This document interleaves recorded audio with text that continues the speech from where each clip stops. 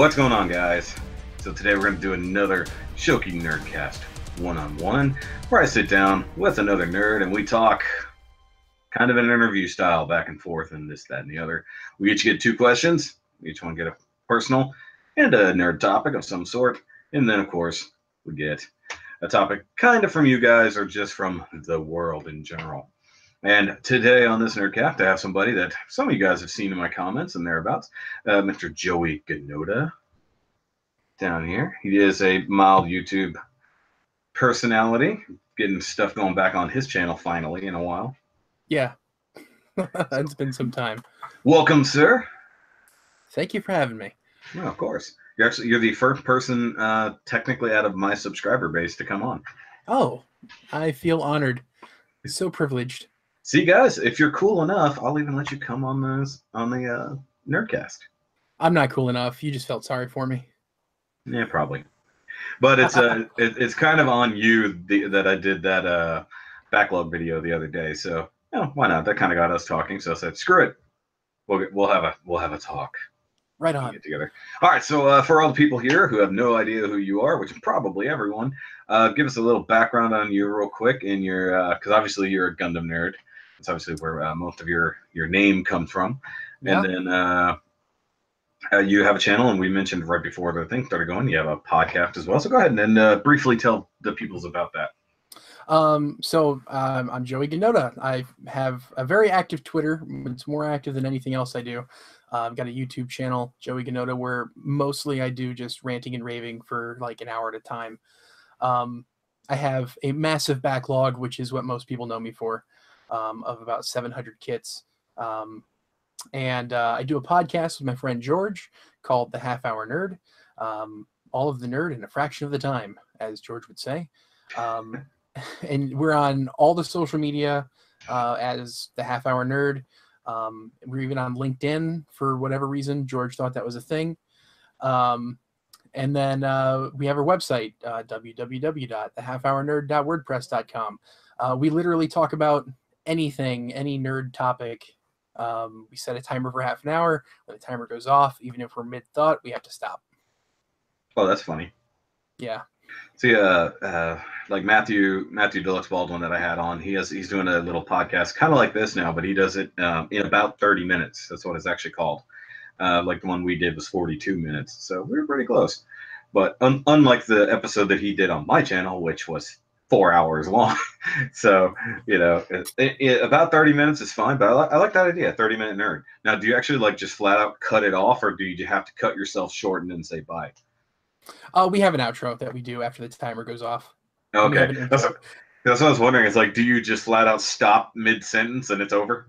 Because I would be all about that. I'd be like, ugh, like, come on, what was it? I want to know.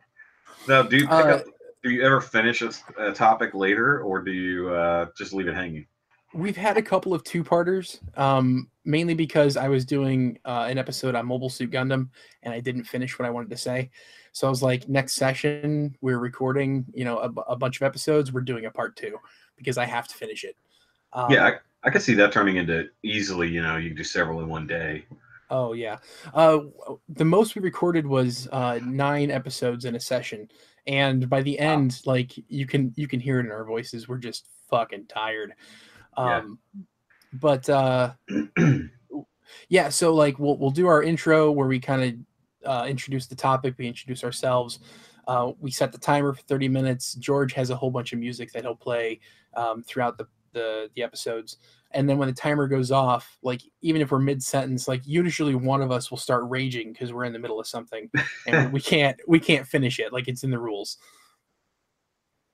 That's and then funny. We'll do our outro. Yeah, that's funny. Yeah. Well, if you ever need any guest people, that would be fun. We do have guests all the time. We did do a guest using either Hangouts or Skype, and it worked out pretty well. So I'll talk to George and see if we can get you on. Oh, I didn't mean me. No, I'm just kidding. Self-promotion, constant. Always. I'm on my own show telling other people to watch this show. Yeah. Shame. Well, if it ain't self-promotion, it's definitely not shameless.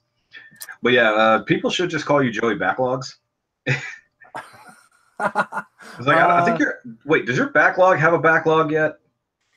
Yes, yeah, it does. Your backlog it's gotten so bored that it got its own backlog. Yeah, yeah. Sometimes I'll come home and there's more kits I didn't order. They're Amazoning themselves at this point.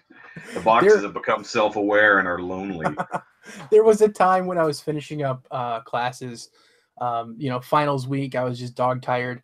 I ordered off of Amazon in my sleep. So I had to change the password so I wouldn't do that. And I had to turn off the automatic login on my phone. Sorry, I'm increasing the volume just a little bit. Let me know if I'm not blowing you out. So you can still hear me fine? Yeah, I'm good. Not too loud? Not too loud. Okay. Well, I noticed in the last one when I was talking to Josh there for a while, it got real quiet. Of course, can't tell until the edit. I mean, I hear you fine, but it doesn't mean that it's fine over there. I'm just looking at the little green going up and down. Yeah. So, okay. Yeah, yours is a lot better. But one thing I can always do is make it quieter. But I didn't, whenever I did the one with Matt, I actually had to increase the volume 200% for the video. Oh, wow. Yeah. Like, I just could not hear it. I was at max volume on my headset and everything. And actually, if you listen to the one with Josh, this is just a bad thing. So I just set my mic back up on the boom here. Yeah. And it did not plug the headset all the way in the jack. Oh. Like, so I'm like, I was wondering why I couldn't hear him half the time. I was like, what is going on? The volume was fine. I knew he was talking, but like it was super quiet. I'm like, what the hell? So he's in the middle of a story, and I reach up, and you can hear it in the video. It goes, clunk, clunk. He's like, I do remember hearing that. There we go. Now I have volume. It was real. It was breaking up a lot in my headset. And that actually ended up being on his end, but I thought it was just the fact I had a bad connection. So, guys, if you're doing a podcast, make sure your headset and equipment are all plugged in properly. Yeah. We've had that issue. Or if you have if you have a nice microphone, make sure you have the setting to where you actually have it selected instead of going off your really crappy camera mic for an hour and a half. Yeah. I've been having some audio issues recording off my computer lately. Oh, really? So, yeah. Oh, good. Good thing we're doing this. Well, it's whenever I try to record directly through the Logitech widget. Oh, yeah. Never really tried doing that for video. I've done it with audio. Yeah. I usually don't have problems. Yeah, they've got like a quick capture feature. Yeah. Which camera do you use? The one that came with the computer package I bought. No, it's a webcam C615. Okay, not bad. Yeah, better than the crap I've got here. I do want to upgrade because this one's just meh. It has a weird look to it. I don't know if it's just the frame per second, but it's at its max, whatever that is. But to me, it doesn't look like anything else I shoot. So. And when I did the one review as a live stream, it just did not remotely look the way I wanted it to. Yeah. So, also, never doing another live stream review. That went so badly. That was some Aftergrade Monday. That was just me being too lazy to film. So I was like, screw it. I'm going live. And we'll just deal with it. Forever be known as the only live stream Aftergrade Monday ever. So you can do it again. Learn from your mistakes. No. Yeah, it's like, as you can tell, things come and go on my channel fairly often. So certain things have never come back. And certain things just get forgotten about, to be honest. So Squishy Jr. almost never come back anymore because I completely forget about him.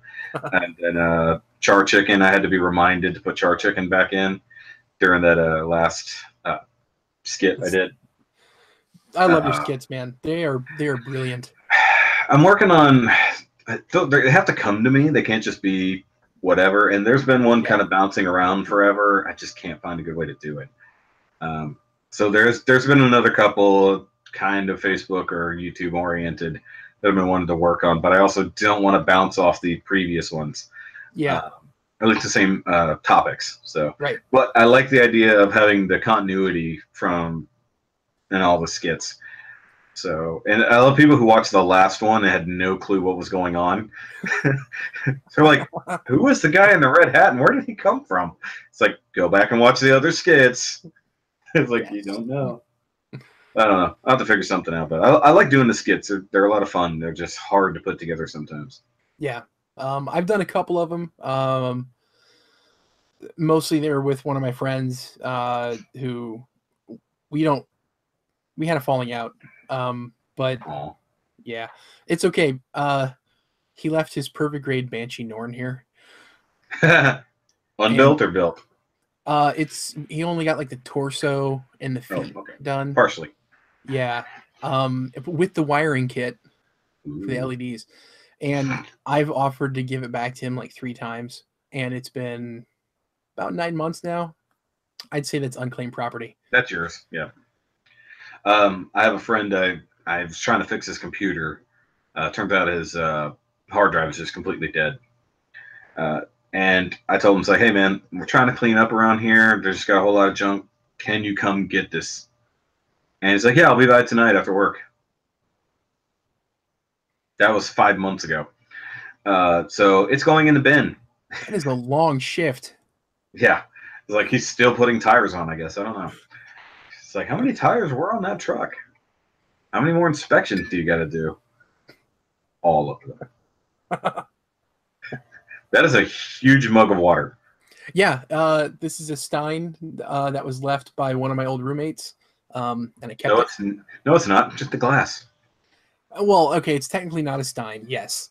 But no, I love because Americans call everything that is remotely that shape a Stein, but you go to Germany, it's not called that because they're like, why are you calling it a rock? Or stone. Right. Sorry, as a beer person, I always get on to people about that. I get on to other guys who are like, I need a beer Stein. So you just hand them a rock. Here you go. Put it in your beer.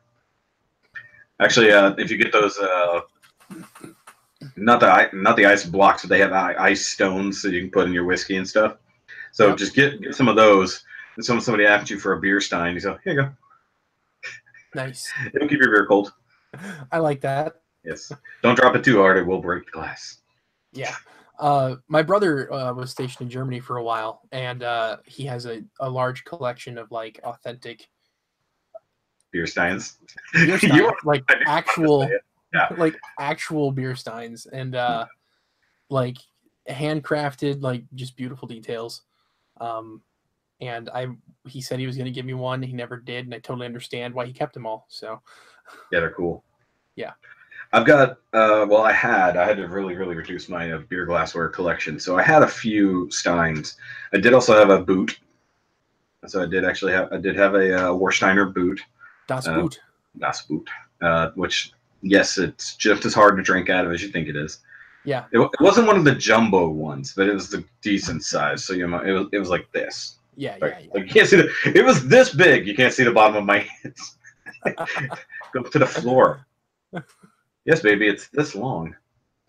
Anyways, but yeah, no, I could definitely talk beer all the time. But anyway, I totally forgot to do the motto, so we'll go ahead and throw that in now because I'm not going to edit it. Who cares? All right, so guys, the Nerdcast motto is, of course, as always, you don't have to be a nerd for everything, but everyone is a nerd for something. I see you down there.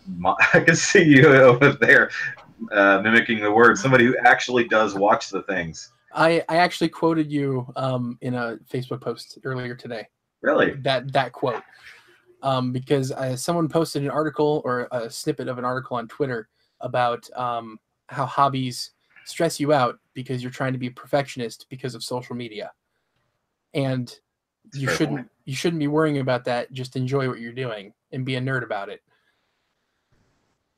True. Yeah. I was doing a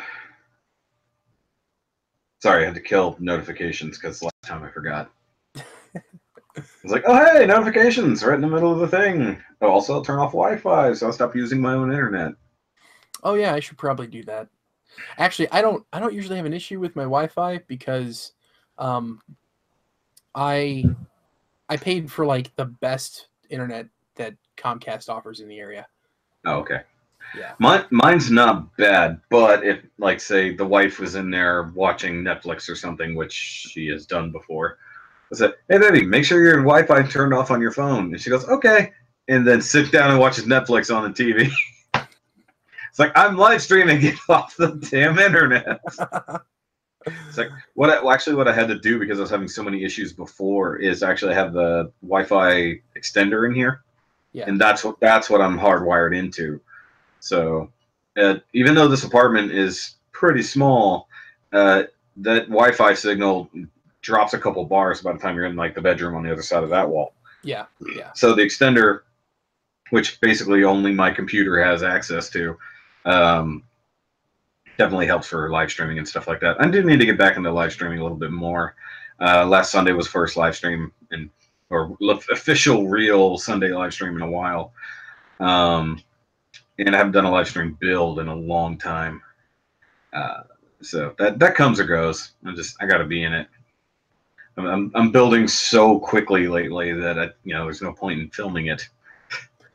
Yeah, I've been building up a storm lately. Yeah, you said you were painting earlier. Yeah, I'm working on 3 P Bandai high-grade goof flight types. Sorry, I know what you said, but it sounded funny. That's like, I don't know what a flight is. Goof flight type. You mean a golf? I say goof. Yeah. The actual pronunciation is goof. Golf. It's goof. Yeah. It's goof. But I love people who have to correct though. Like, what'd you say? I said goof. Get over it. It's a foreign word that's made up anyway, so I don't care how anyone pronounces it.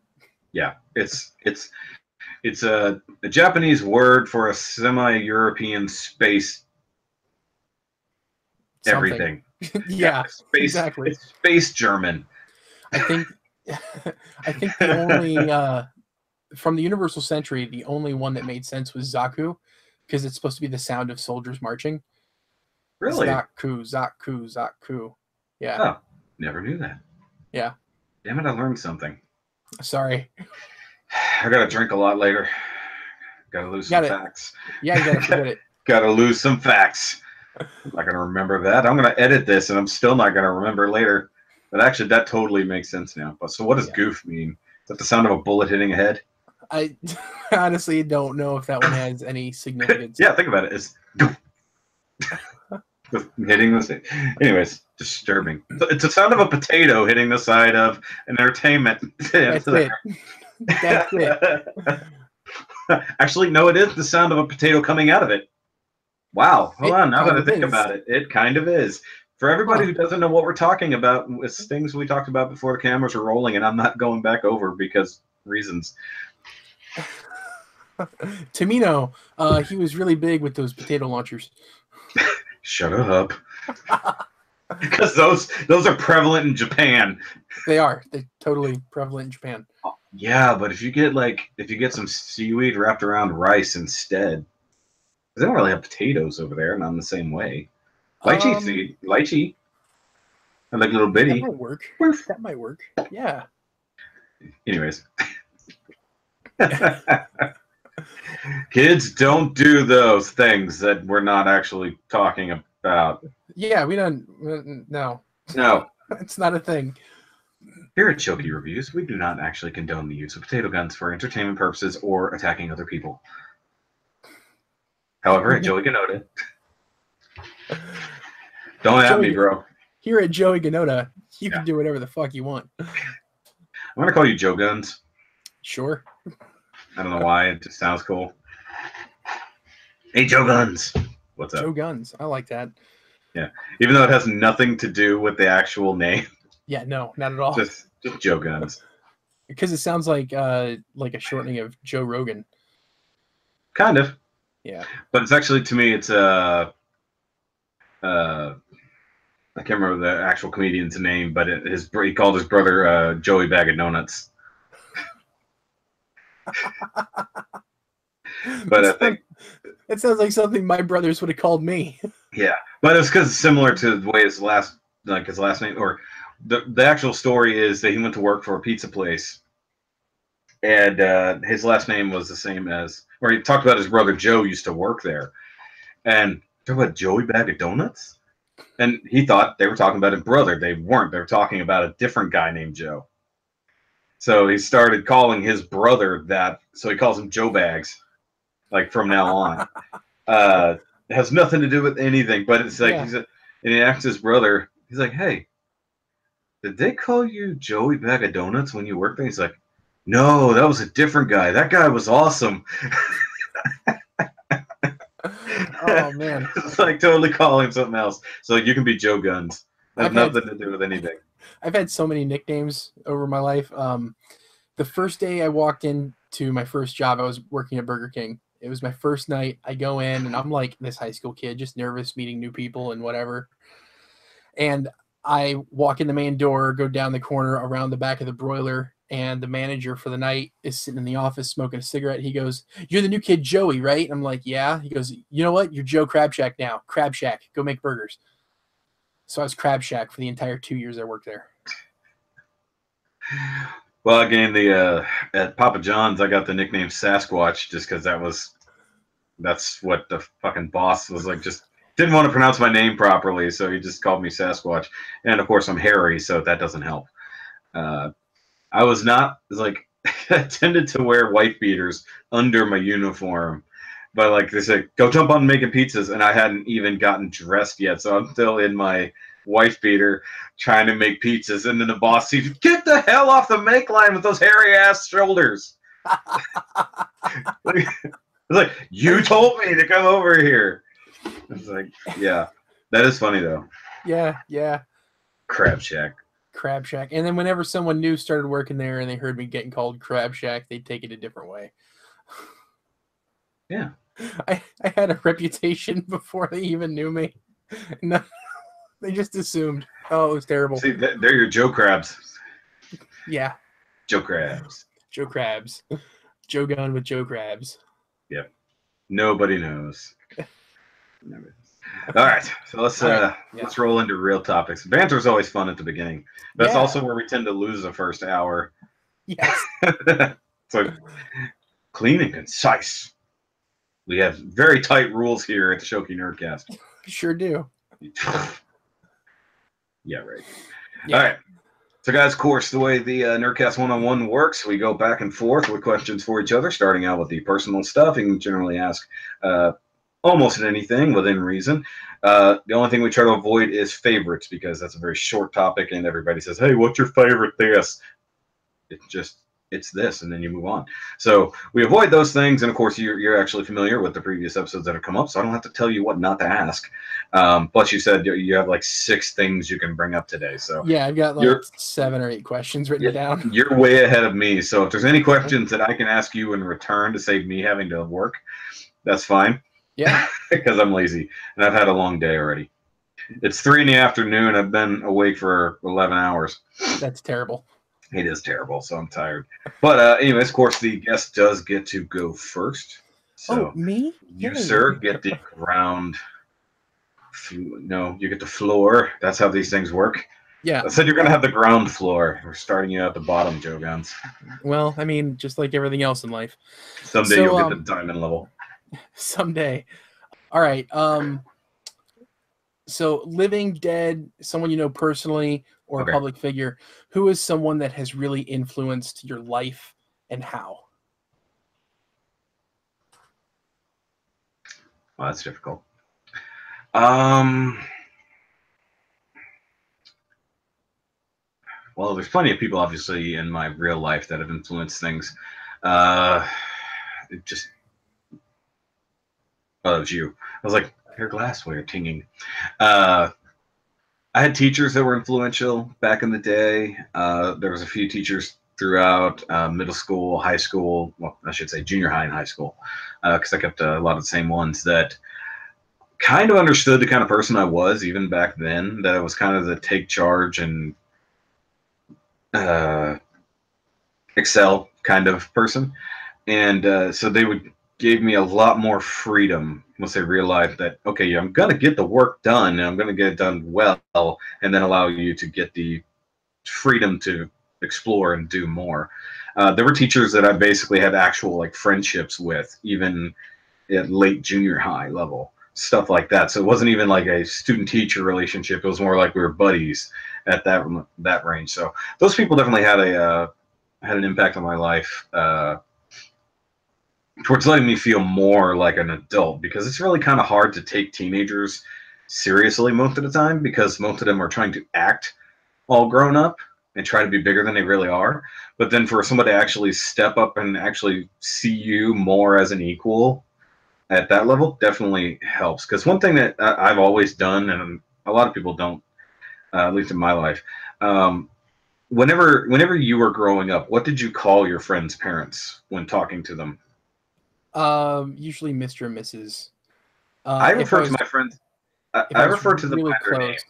Yeah, if I was really close with them, it'd be like, "Hey, Rob's mom," or something like that. No, I love people who do that though. That Yeah. is always funny to me. But no, if I learned your parents' actual name, because usually they do introduce themselves as, you know, this I'm whoever's mom. Yes, Yeah. I would just refer to them as their actual name. And I'm talking little Shoky, like 5-year-old, 6-year-old Shoky running around calling other people's parents by their names. And nobody ever said don't do that. And I wasn't doing it. And like, to me, it was showing them respect. Yeah. You know, call them Mr. and Mrs. whatever. You know, teachers, that's fine. But there were teachers that I learned their names and I called them their names. Specifically, I had a history teacher for a couple different levels of history, and then I was his teacher's aide as well. He kept his actual first name a secret because it was a name that's not fairly common, and he wasn't very proud of it, so he went by his middle name. Was it Harry? No. Okay. But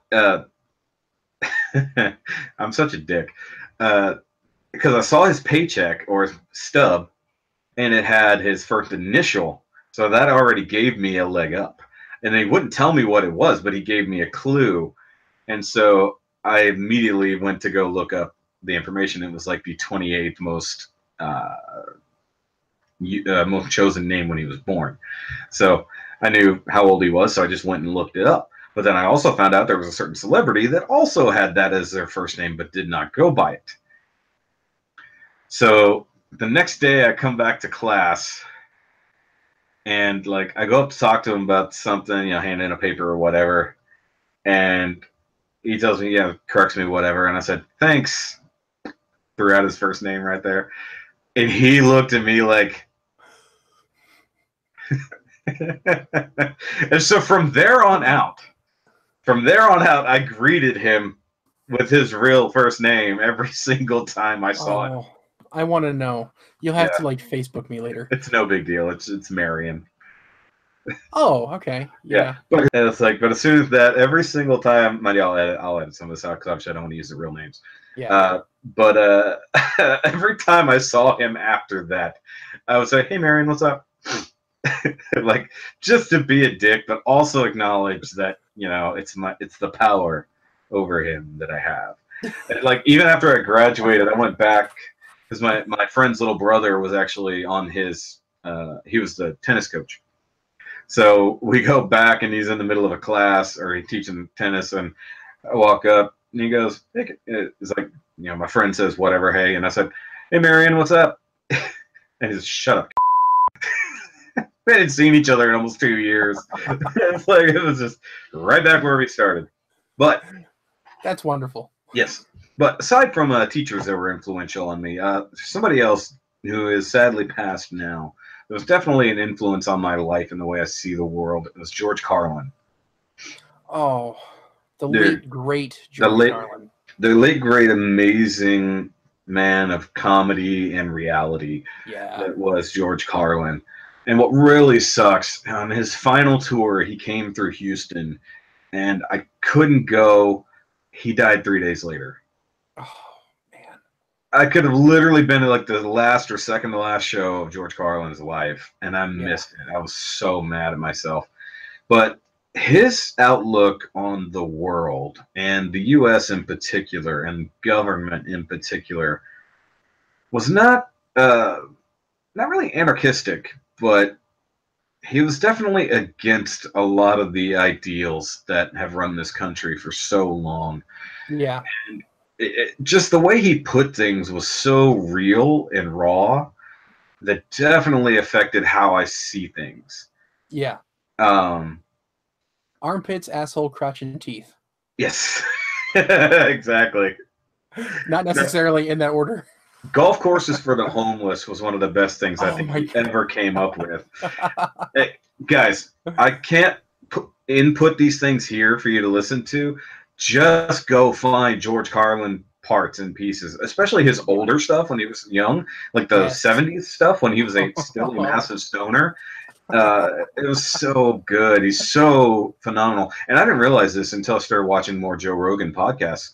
Even up until he died, he was doing a new special every single year.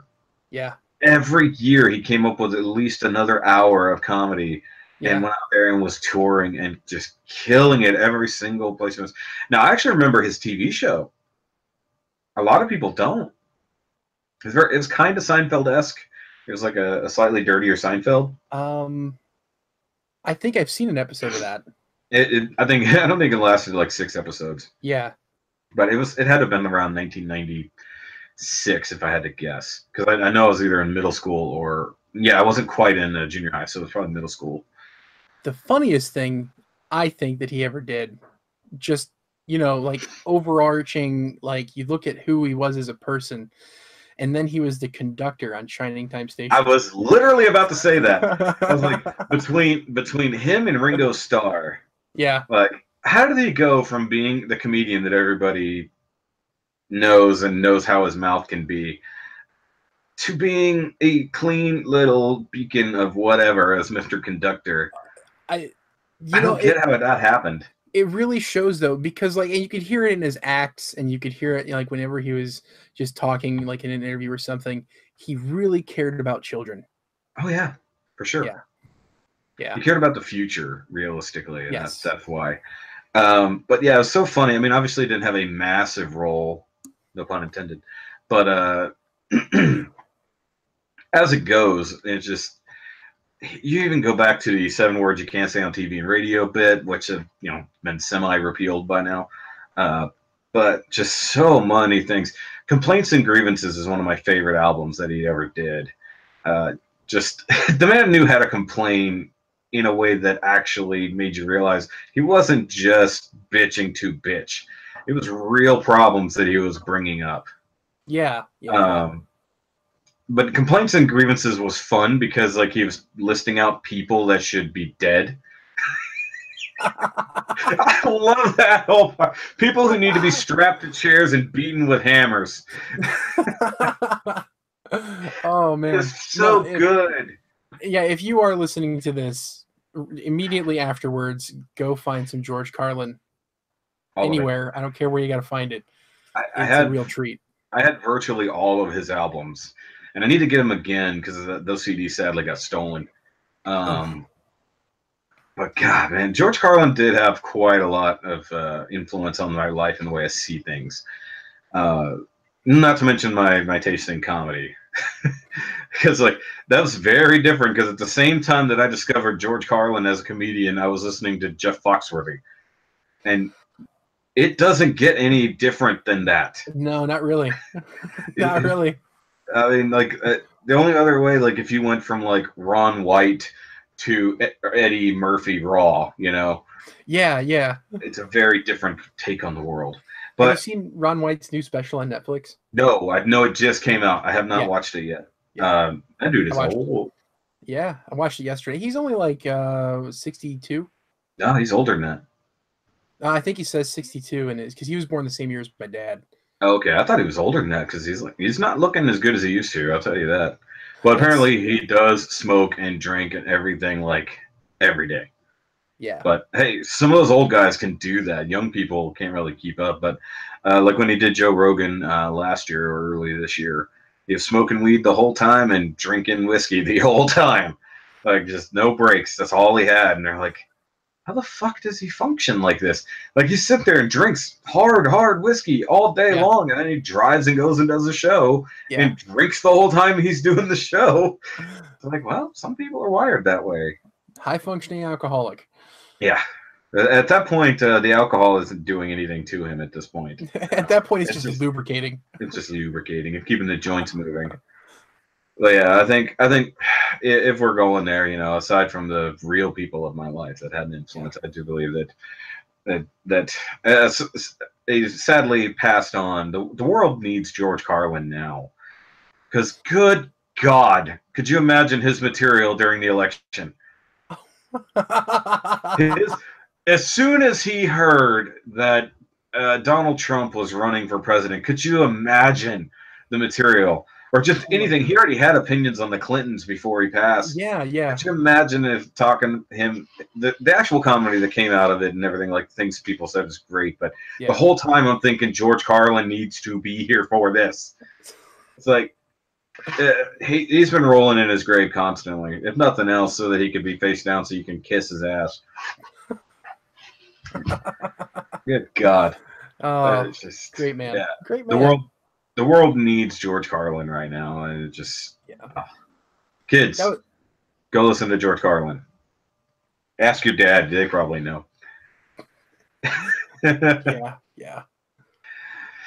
Good answer. Really good answers.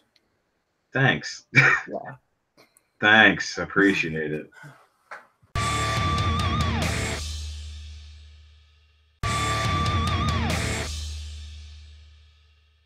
That's okay. Now I've got to do the reciprocal thing, don't I? Yeah. Crap. I'm woefully unprepared for this one this time. That's all right. So now I have to come up with something. Well, because you were so open and honest. I wrote notes. See, you did what I normally do. Yeah. I went to bed super early last night, woke up super early this morning. So now I have to think of something. I did go through your Facebook and stuff like that just to get an idea. There's not a whole lot there. I did go through your pictures, though. There were some interesting ones. Yes. You might have seen Christmas last year.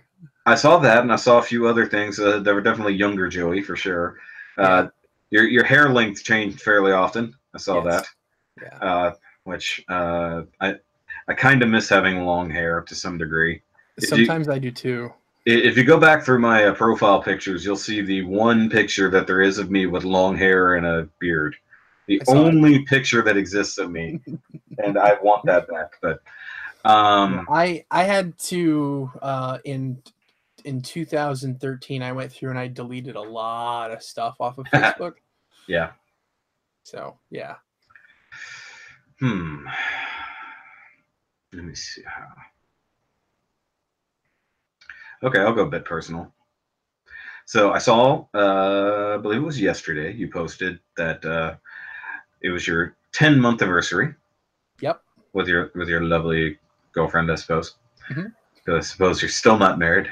Because most married men wouldn't have a backlog of 700. I know that you've dealt with depression and a lot of other things. You've mentioned that before. So, what was your life like before she came along? And how much has changed since she's been around? That's a really good question. I went through like a really just awful breakup in early 2013, and that was preceded by a year of unemployment and depression. It was just fucking terrible. And so I moved in with my parents, and I was just like, and if you do end up watching anything on my channel, you can watch my video about my backlog. I talk about this a lot there. But I'll start with when my depression kind of really went away, which was in 2017. I literally, it was really weird. I woke up one day and I was like, wow, I kind of like being alive. And it was like the first time I'd felt that in like 6 years. So that's impressive. Yeah. And from that point forward, I just decided that I'm not going to worry so much about, finding the one and, falling in love and having a family. I'm like, I'm just going to learn to be content being me. And, whatever I want to do is what I'm going to do. And however I want to do it is how I'm going to do it. And so I became exceedingly independent to the point that I kind of lost some friends because I was kind of codependent on friendships for a little bit.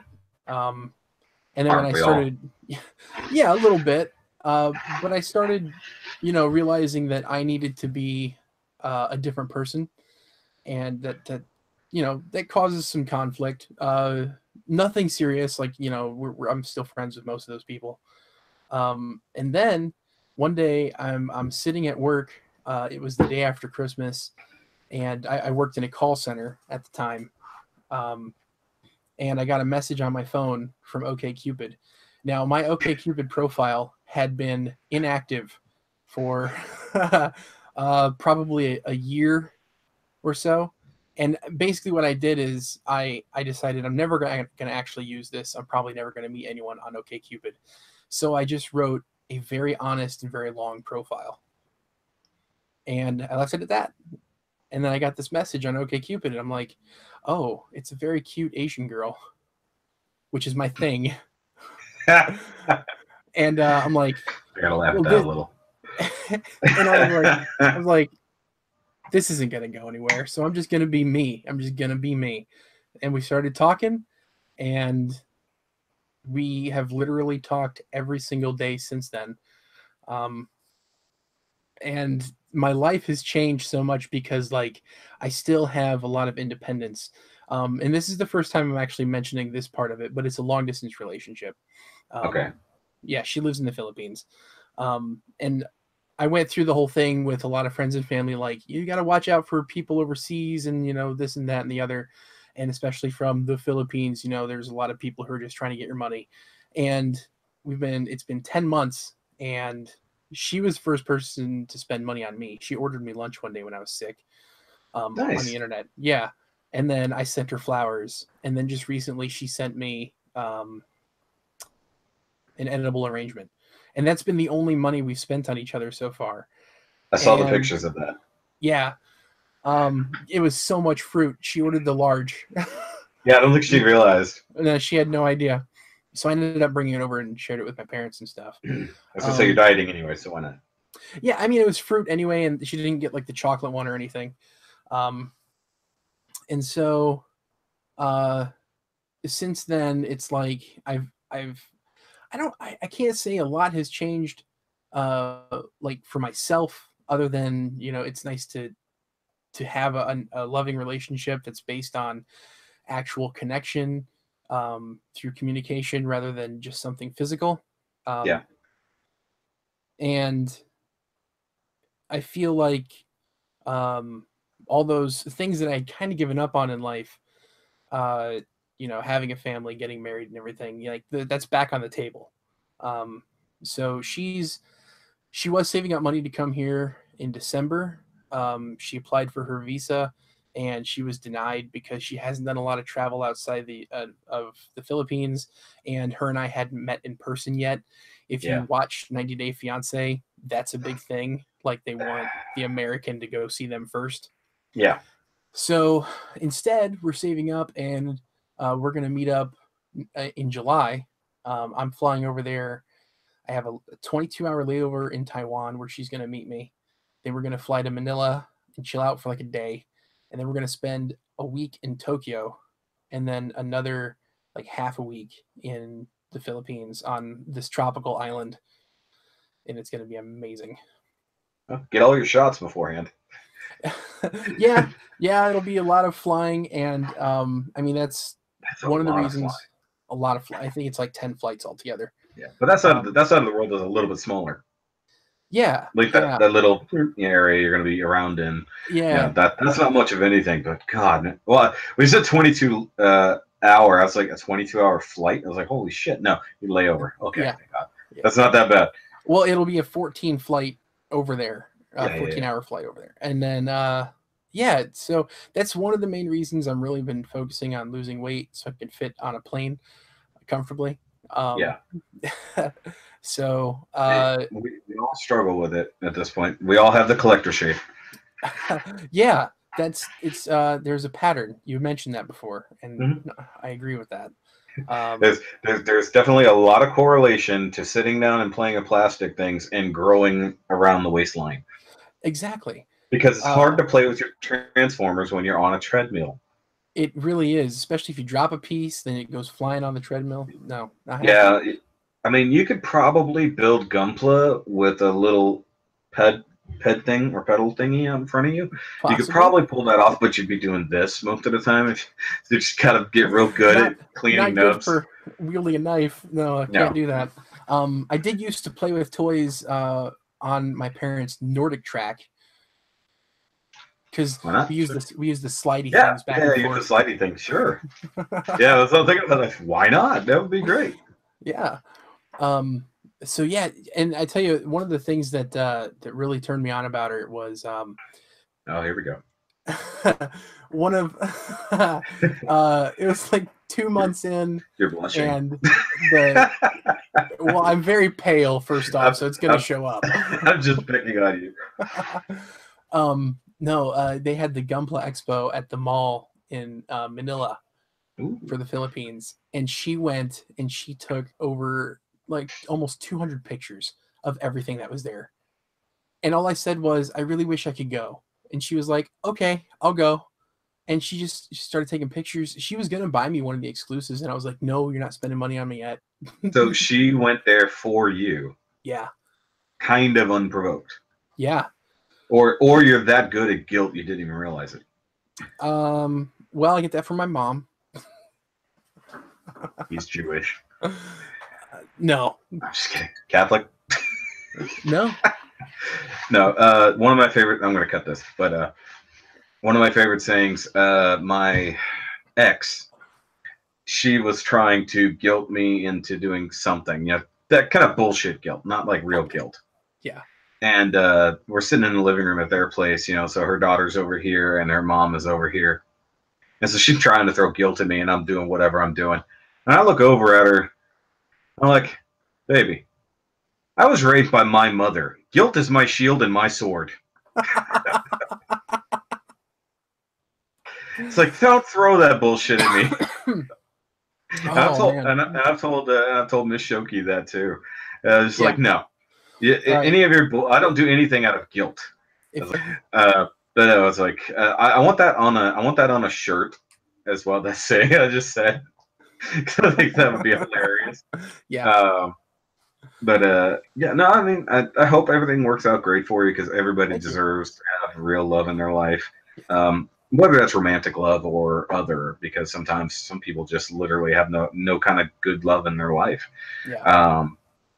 And it matters. And when you're as heavily depressed as people like you and I have been through for such a long time, I was deeply, deeply depressed, probably since 2009 to about 2015. Yeah. I mean, it was a long year. It was whenever things kind of hit rock bottom here in the U.S., the stock market took a shit, and I basically halfway lost my job.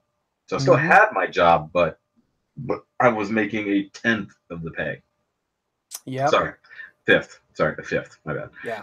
And I told I had to lose my apartment because I couldn't afford it anymore. So I had to move back in with my parents, which I had only recently moved out a few years earlier. At that point, I started losing some friends, you know, and it just sort of started snowballing from there. And then when that long relationship ended, we had already lost a chunk of friends because we had moral differences.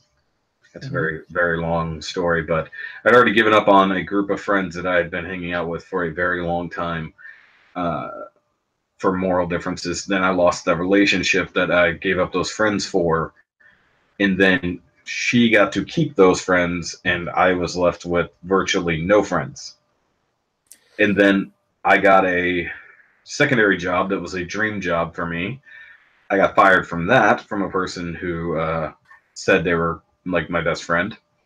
So he mercilessly fired me from that job. So that didn't help anything. And that happened on the same day that I had just gotten into a fight with my ex. So he calls me up to the office and he's like, and I'm like, dude, this better not be bad news because I legitimately can't take any more right now. So he's kind of lucky I didn't run the car through the front door of that place, and that's what I was feeling like doing then. But yeah, I mean, I literally had to start my life completely over. Yeah. As at the age of 29, basically.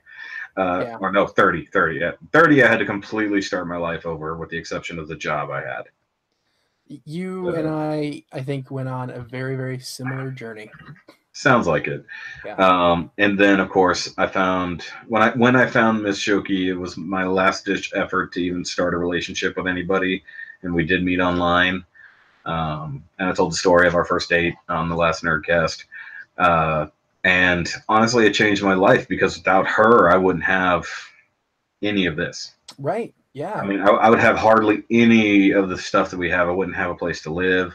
Like, so basically, the way it works for us is, with her job, she had almost no bills, but she didn't have that much money that she actually made. Mm-hmm. So when she moved here without having any bills, she covers our rent. Yeah. I had the higher paying job, but I had more bills. So I cover my stuff, and then she covers that. So together we survive. Yeah. So that's actually what keeps us kind of going. It's not like we're together because we pay each other's bills. It's just I've got good credit. She has more actual take home money and things like that. So we balance each other out that way. Now, I have a little bit more free money to play with, whereas sadly she wants to have more money to play around with. That's on her to get a higher paying job. And that's fair. But that's the way things balance out that way, you know. Whereas before, it's just me on my own trying to make everything work, not being able to do it, being limited in what I can do physically for work, and just the mental and physical anguish I've been through changed a lot about how I handled my life. And then meeting her kind of brought me out of that depression. Yeah. Because I had something to live for. And I told her that. I'm like, she's like, well, what would you do without me? And I told her, die. And I mean it. Like, it's like, well, that is like, legitimately, you're one of the only reasons I wake up in the morning, because I don't give a shit about my job. It's like, that's literally just something that keeps me. If I didn't have my job and I had nowhere to go every day, I would have no reason to live. Yeah. Like, that's it. That is like, but you give me a real reason. You give me a purpose. Yes. You know, the thought of having a future and a family and everything like that of our own is like, that's what keeps me going. You know, a hobby is a distraction from reality, or it's whatever. Whether it's a good distraction or a bad distraction, you know, that's just what it is. But I told her, it's like, she's like, why are you with me? It's like, because I need you. Not codependently. Right. Obviously, I'm very independent in almost everything else I do. It's like, but I need her to have my life be worth living. Yeah. So, you know, and that's, a lot of people need that. A lot of people just don't have that. And like you said, you just woke up one day and decided, you know what, it's like, you know, I want life to be worth living again, you know? Yeah. It's like, I'm tired of feeling this way constantly. Yeah. And people can tell you that repeatedly. You could have good friends go, hey man, you know, it's like, I'm going to help you get through this, but, you know, it's like, eventually you're going to have to figure it out on your own. And I think we all just kind of go pink one day. Yeah. But some people some people take pills constantly and go to therapy, and they still don't get there. Yeah. I was on the meds for a bit, and they helped. And the thing about medications is, what was that? I think there was a truck outside. Okay. Because I heard it too. I was like, but when I hear it, it comes through the headset, so I don't know if it was real or not, but I'm pretty sure it was a truck going by. Yeah. Because we're right in front of the speed bump. And so the thing about medication, though, is, and I wish it was explained this way a little bit better, is it doesn't fix your problems. It clears your mind so you can fix your own problems. Yes. And that's what they're for. Yes. And that's what I used them for. I was on an antidepressant for a while, and it cleared me up enough that I could finish school and get my shit together. And then when I was done with that, and I was like, okay, I'm going to try and start dealing with other stuff. I went off the meds, not advised by a doctor. I just stopped taking them. Bad idea. Listen to your medical professional. But yeah, and then one day I woke up, it was June 17th, actually. And I remember waking up, I was like,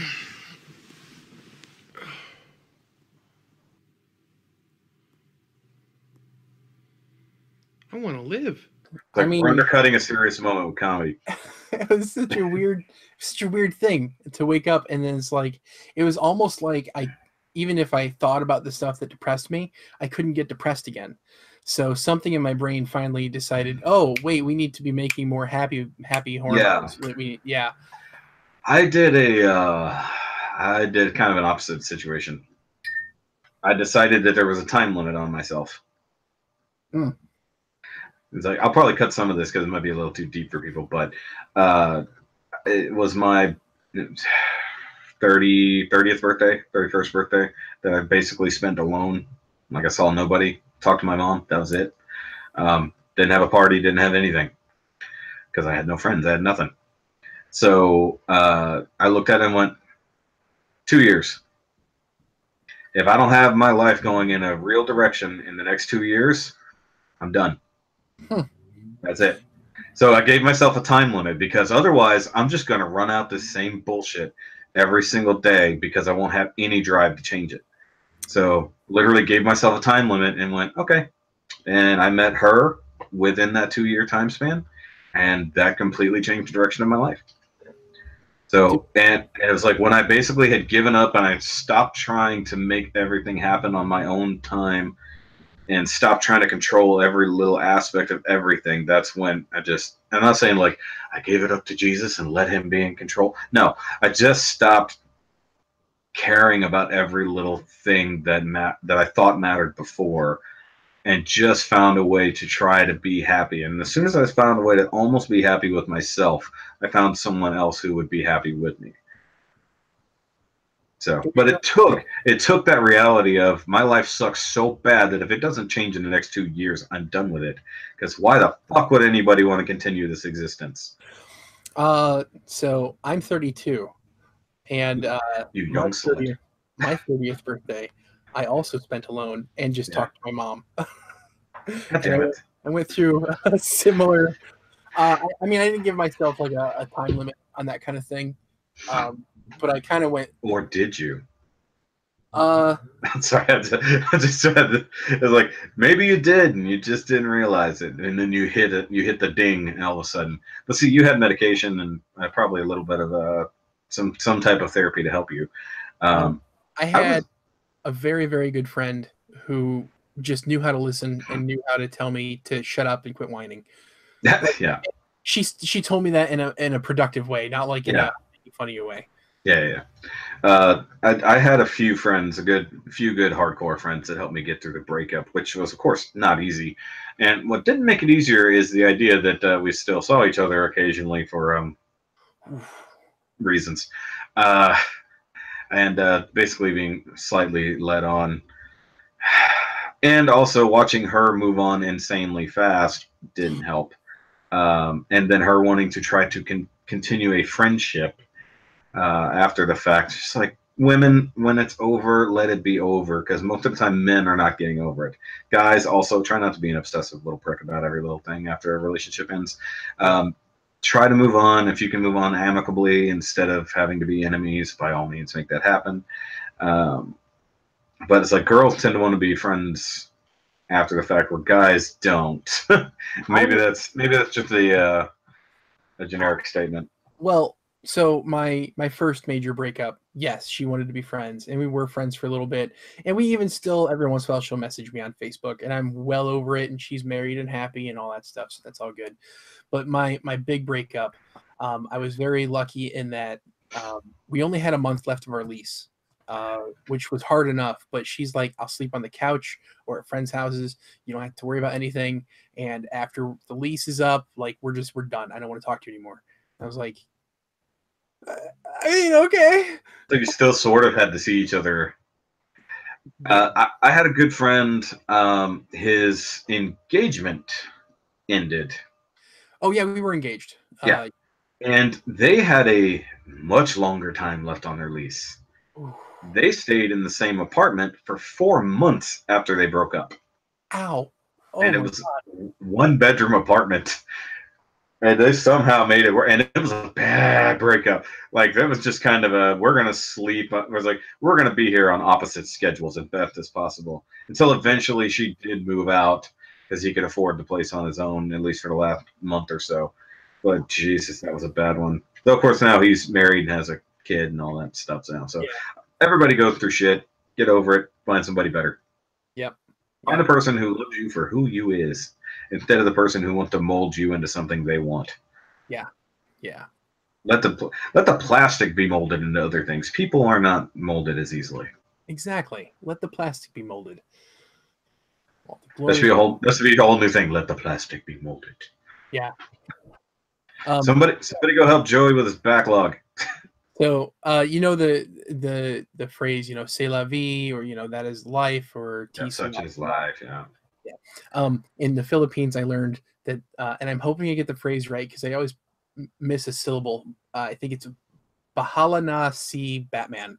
It's up to Batman now. Is it? Yeah.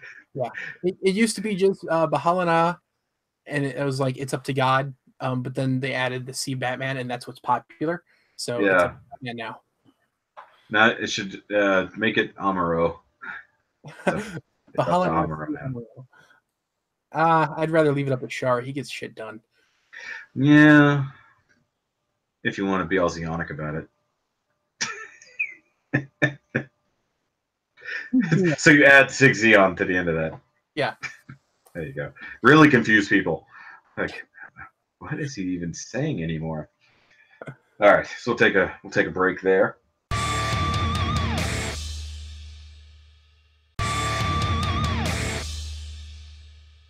All right, guys, so that was a much longer break than anticipated, but it's all good. We're having longer get to know you sessions. The hoodie came off and everything. He voted. I did. I voted today. Good for you. Went and voted early. Speaking of George Carlin, his whole bit on voting. If you recall that, I actually quote that all the time when it comes to these things. It's like, I didn't vote, therefore I can complain. It's like, no, you didn't vote, so you can't complain. No.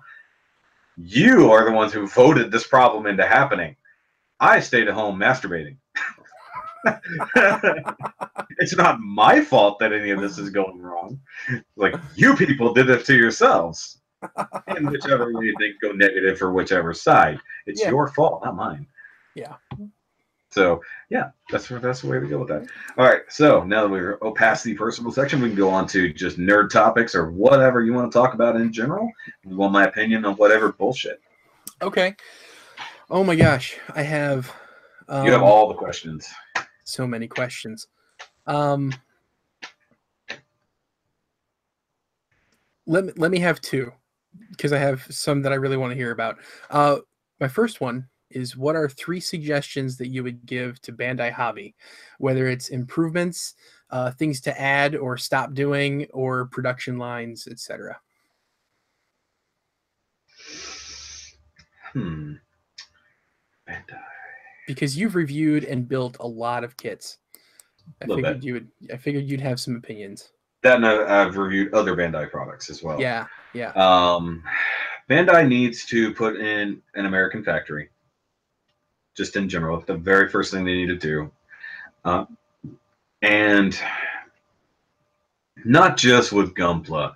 A lot of their lines need to be available in America without having imports and all that bullshit. Yeah. Because they have so many licenses to things that we love. Of course, they just gave up Power Rangers, but who's that going to? Hasbro. Hasbro has it. Hasbro's getting Power Rangers. Yes. Technically, they have it now.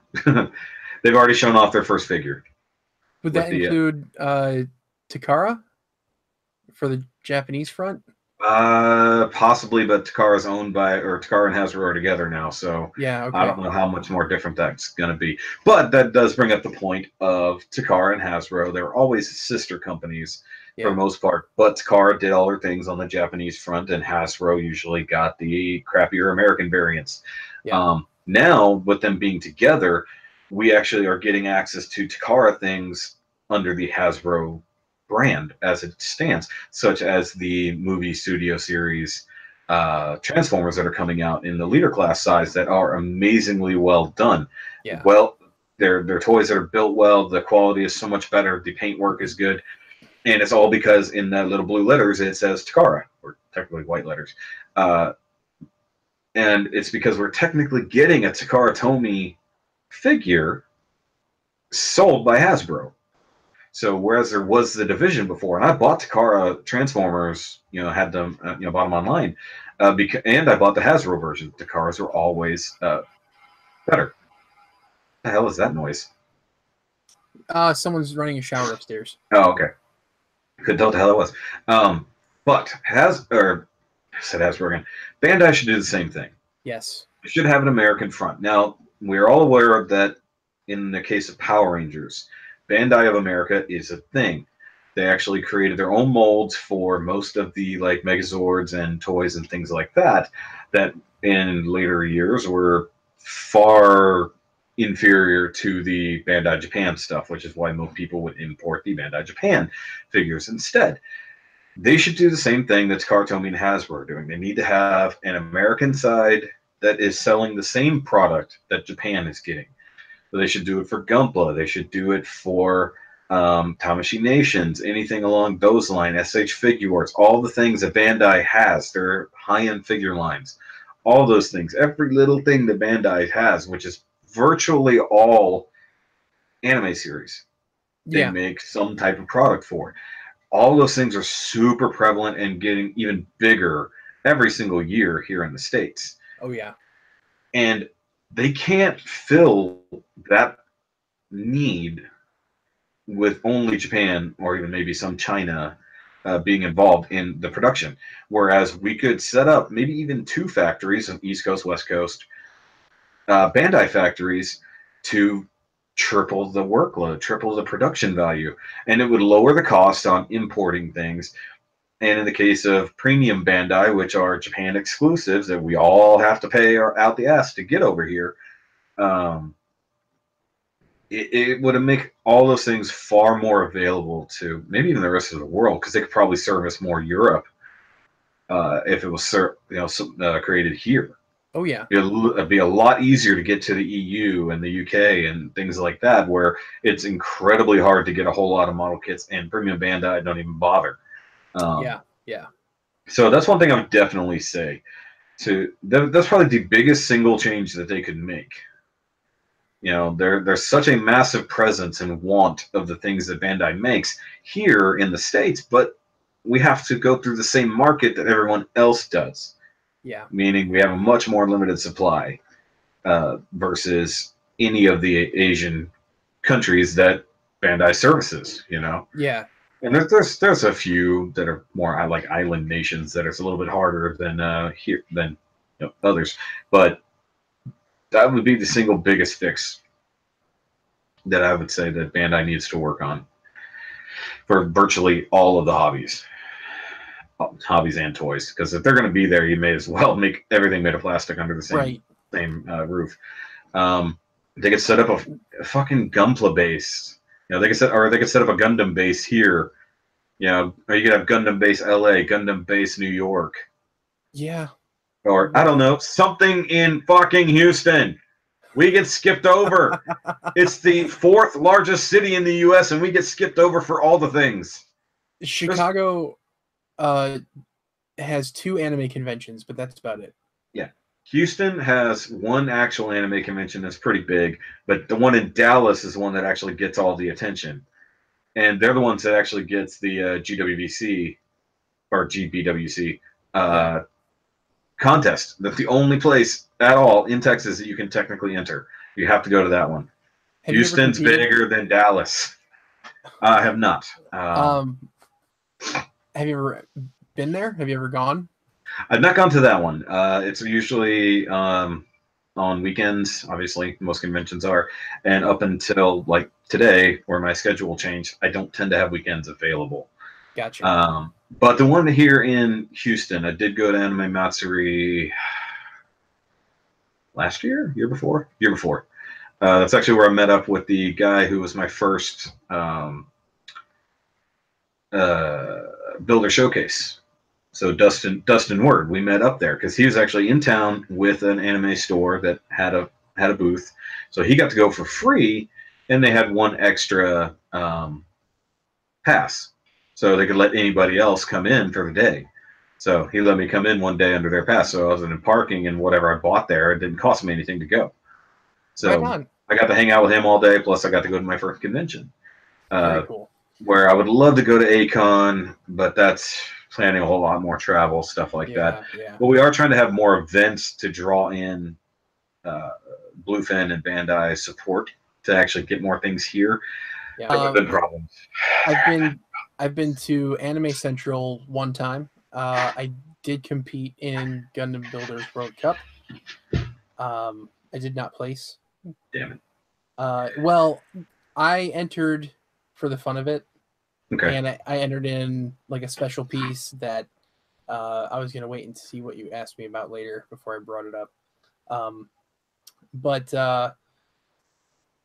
I think the significance of the piece was lost on the judge after I explained to it later after the judging was done, and I said, well, what are things I can improve on? First of all, he brought me over to someone else's entry and started explaining. I was like, whoa, that's not mine. I'm over here.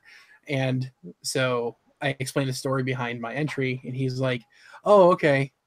No, that makes sense. I would have judged it a lot higher had I known all that. I was like, okay. So what I did was my ex, the first Gundam kit that she built was the high-grade Universal Century RX-78-2 and the production type Zaku. So what I did is, because when we broke up, she gave them back to me. I smashed them with a hammer. And then I rebuilt them. So this one here, which never shows up well on camera, it's got a cool like space theme. Oh, okay, that's on purpose. Yeah, and where I smashed it, I glued it together and I mixed gold paint in with the glue. Mm-hmm. So it's a technique in Japan where they repair pottery with glue mixed with gold. Yeah, kintsugi, I think is what it's called. And that one I called the Gundam Transcendence. It was like me getting over shit. And then I made the Zaku Viscera, which is stark white. Yeah. And then where it broke, I did the same gold stuff, but it's all bloody and stuff. And then on the shield in Japanese, it says from top to bottom, love, hate, sex, pain. Like from the Godsmack song. Yeah. So, and this one like embodies the... I feel like Marilyn Manson would really love that. You know what? Probably. Or it's pretty cool. I absolutely get why they didn't place you. Yeah. But it's not a quality issue, but I get why they didn't understand what the hell you did. Yeah, they didn't. I have a piece I've been working on now, going on 2 years, that I have not got to add time to. Because when I got into doing all this, I kind of lost the time to really work on my own projects, which is why the Gundam Local type I've been working on since January isn't done yet, because it just backburner. And Double October really killed anything else I was working on. But as for trying to submit pieces, we do have I believe it's November 17th is our local Grand Prix. And I do want to have that local type finished by then. Yeah. Crossing fingers. I'm going to have to borrow somebody's airbrush to make it happen. But I want it done for that because the people I've shown it to... Oh, I'm getting a phone call. People I've shown it to are like, dude. Like, that's one reason why I don't tend to show off the stuff that I'm working on. Like a lot of other YouTubers, they'll show some of the pieces they're working on. They'll do progress videos and stuff like that. I don't do that. I like to just blow people out of the water, like out of nowhere. Yeah, yeah. And there's a lot of guys, especially when they're going to competition, they hide every little thing they're doing because they don't want people stealing their shit. Right. And I don't think it's that. I think it's just me wanting to show off a completed thing, not the progress of the thing. Because a lot of people are like, I don't know why the hell you're doing that. It looks like this. It's like, it's not done yet, Yeah. So you could do similar to what Henry does, Vegeta, where he'll do an entire whip video with the end product at the end. That's what I'm gonna do. Yeah. I've been doing on both of those projects. I've been doing minor videos and picture diaries as I go. Yeah. So as I progress, I have been doing those things so that when it is over, maybe like in the credits or something like that, or leading up to the video review itself, there's only a few people who've seen my local type, and somebody who comes over, I show it to. And then people have had to ask for help, like, hey, I'm stuck on this problem. What, can you tell me how I can get out of this or what I can do to fix it? Stuff like that. So asking for advice and things like that. But other than that, I haven't shown it to hardly anybody except for the winner, and he's sort of forgotten about it. I feel so bad. And I also, looking at the amount of work I've done, I don't know how I thought I was going to get it done in less than 3 weeks. Because the major construction of it took me well over 2 months. It's taken me months because I've had to take very, very long breaks. Yeah. But the actual construction of it took me 2 months minimum because I'm learning new skills, and painting is my last hurdle.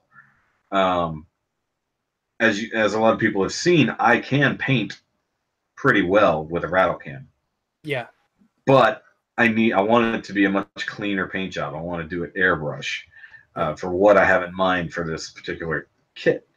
And when I get to my other custom one that I would love to get done in time for any kind of competition, which I have so much scratch building to do for that's going to be a while.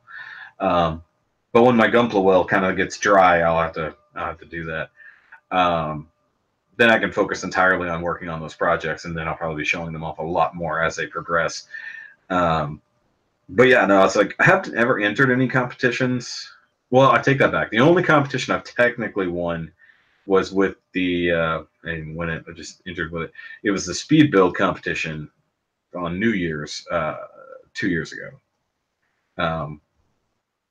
And I came in second place by only 1 point. And I knew what happened is just that I didn't have complete coverage on my paint. So yeah. And if you go back and you see my custom grays, it's right over my shoulder here, that I completely built and painted in 4 hours. Did the paint get to dry? Yeah, paint was dry. Mind you, it's New Year's Eve in Texas. But no, I came prepared, man. They said bring a kit that you can build in time. It is a speed build. So I picked a Grays Ritter, because at that point I'd built half a dozen Grays. So I was like, I know I can build this. In 45 minutes, I had the frame built and painted.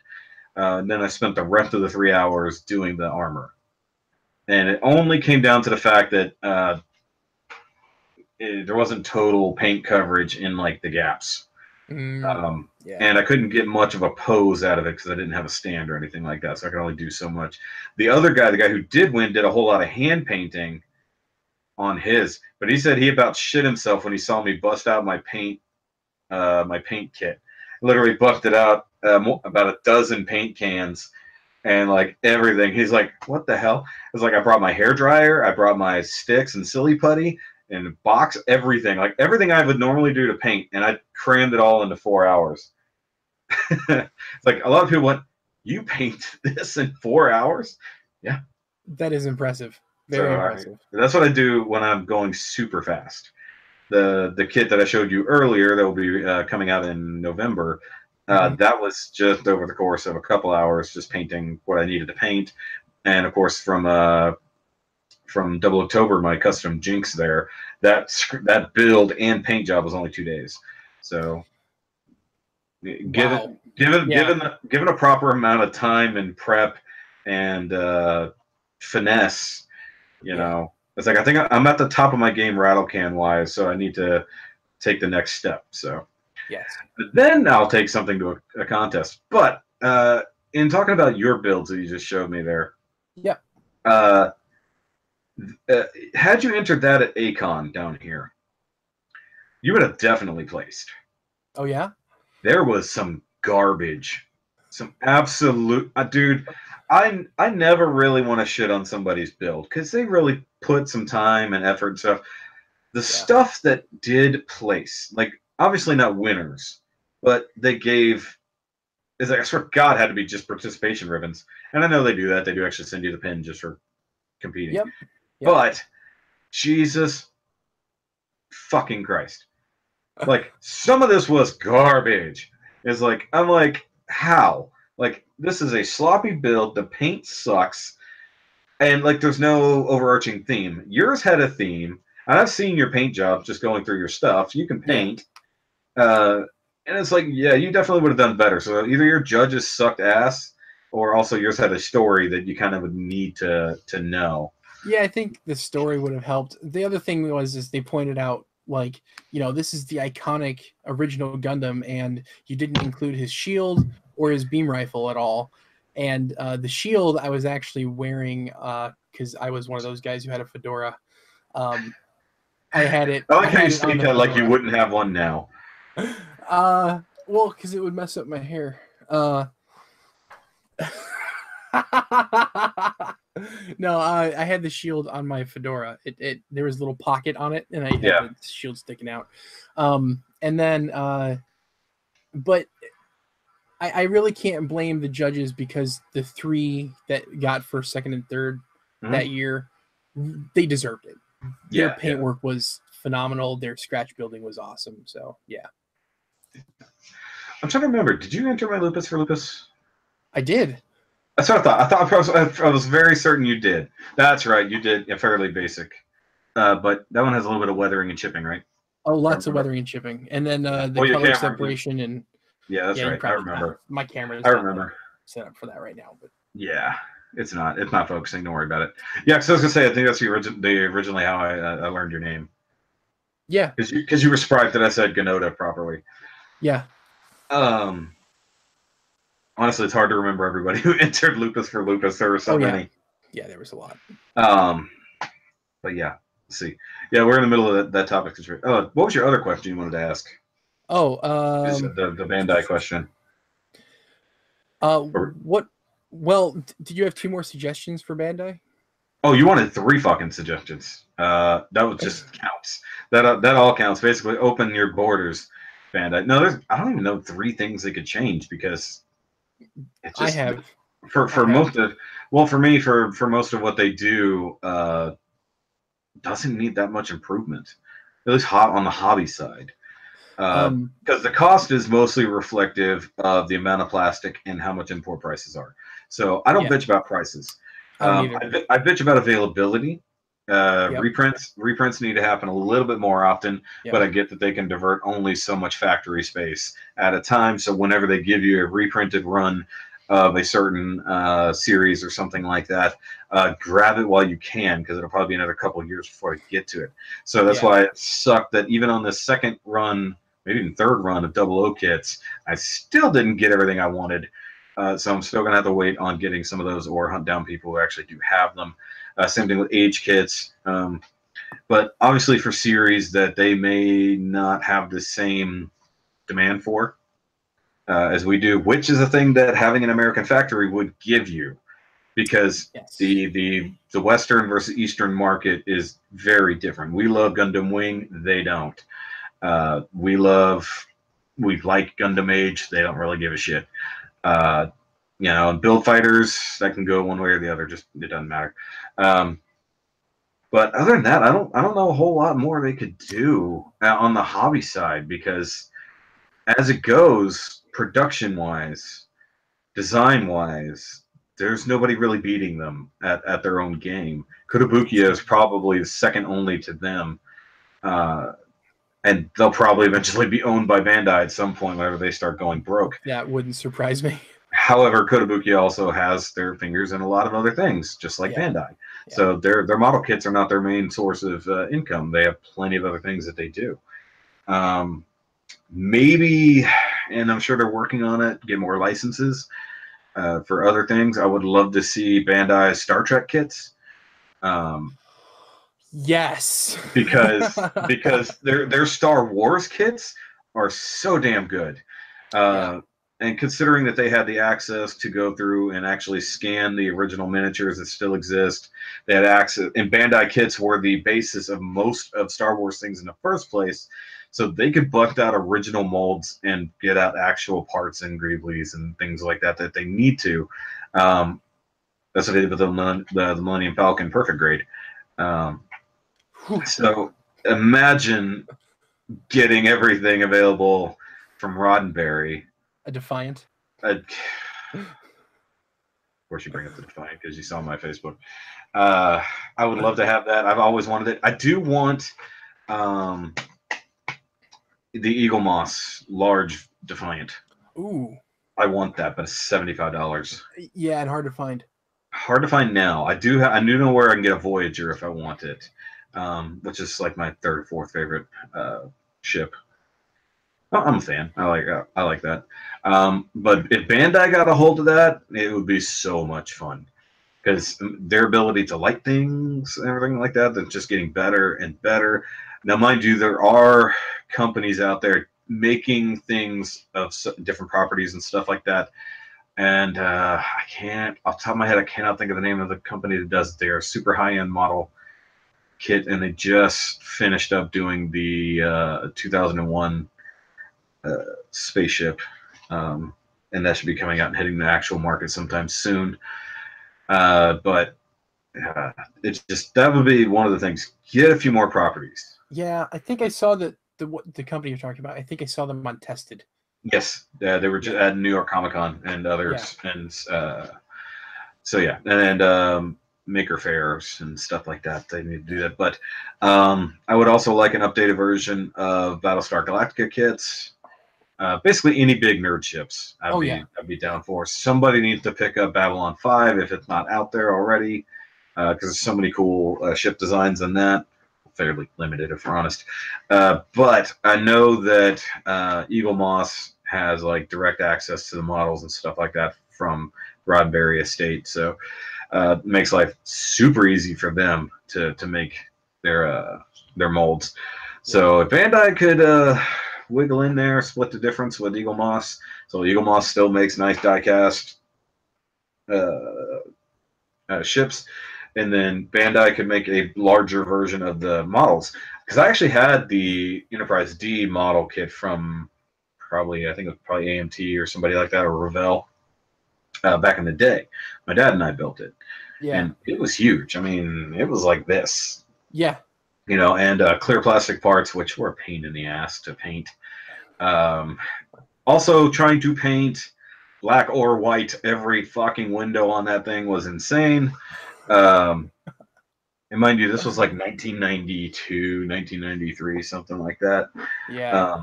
But with Bandai's capabilities, they might be able to actually use their multi-injection techniques to give us actual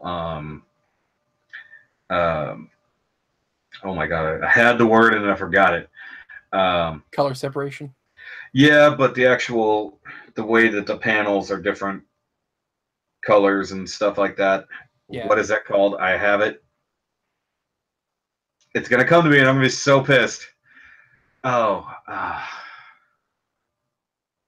is that called?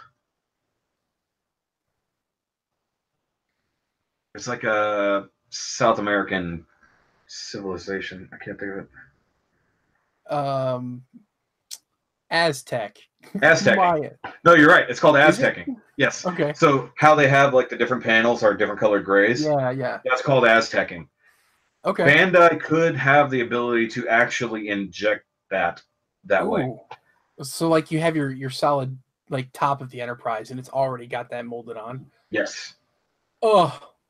So imagine that. I mean, but then again, in their perfect grade concepts, they could have it ridiculous where you're building an actual insertable warp core and maybe even have tiny shuttles in the shuttle bay depending on the figure you're on. That makes me so happy. But you know, that's where like Bandai should go, but obviously Roddenberry is very, very tight with their licensing. Yes. Yeah, I think that's probably the few things I would say to Bandai. Expand the things. Of course, you're gonna have to spend money, but fuck, they're one of the largest companies in the world. Give us production here in the U.S. so we can have more and maybe even access other countries that don't have that. And yeah, I don't really have that much more because other than that, they're at the top of their game. Yeah, you went like grand scheme things, and which I really appreciate. Those are great ideas. I was thinking more engineering wise. Oh, I would like to see their master grades either stick with like one type of fucking hands. Like the swappable fingers are more stable than the posable ones. But just if you're gonna stick with fixed posed fingers, just make a whole fixed posed hand and yeah. make them look really good. The other one is if they're gonna start doing these figurized lines, why don't we have Gundam characters yet? In which they kind of are doing with Build Divers now. I think they're working on it. I think But I believe they have to be working on it because they did the figurized busts for so many different pilots. yeah, That was their toe in the water. yep.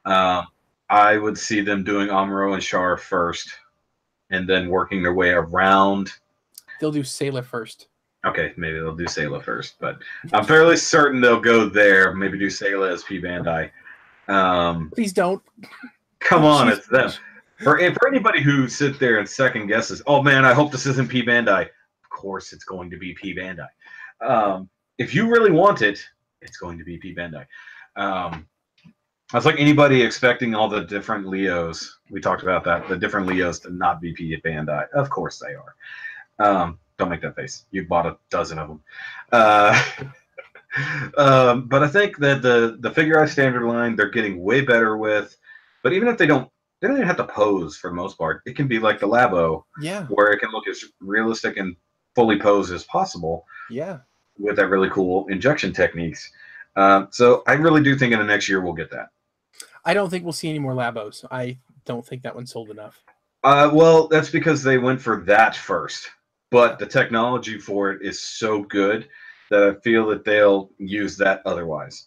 Because if they can go with a bust or a figure that doesn't have to move that much and give it that kind of multi-layered realism, why not? Lower the price a little bit. That was very pricey for what it was. Yeah. But you're basically building a Figuarts statue. Yeah. Yeah. So, I mean, what are you going to do? That's like this guy right here. That'll be, sneak peek for everybody. So this guy is so good to where even MGO said that it's virtually right there with the Figuarts.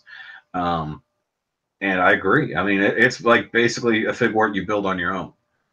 So why not have that for their Gundam characters? I would love it to have all the Gundam Meisters from 00, of course. Yes. And you have to have the boy band from Wing, which would be funny. Well, you would have to mold Hiro in holding the gun out at Relina. Yeah. You basically have to have that, and you could have, or you have him in the ripping the invitation pose. Yes, because that would be hilarious. There's always just that fucking look on his face. So I've watched Gundam Wing 22 times all the way through.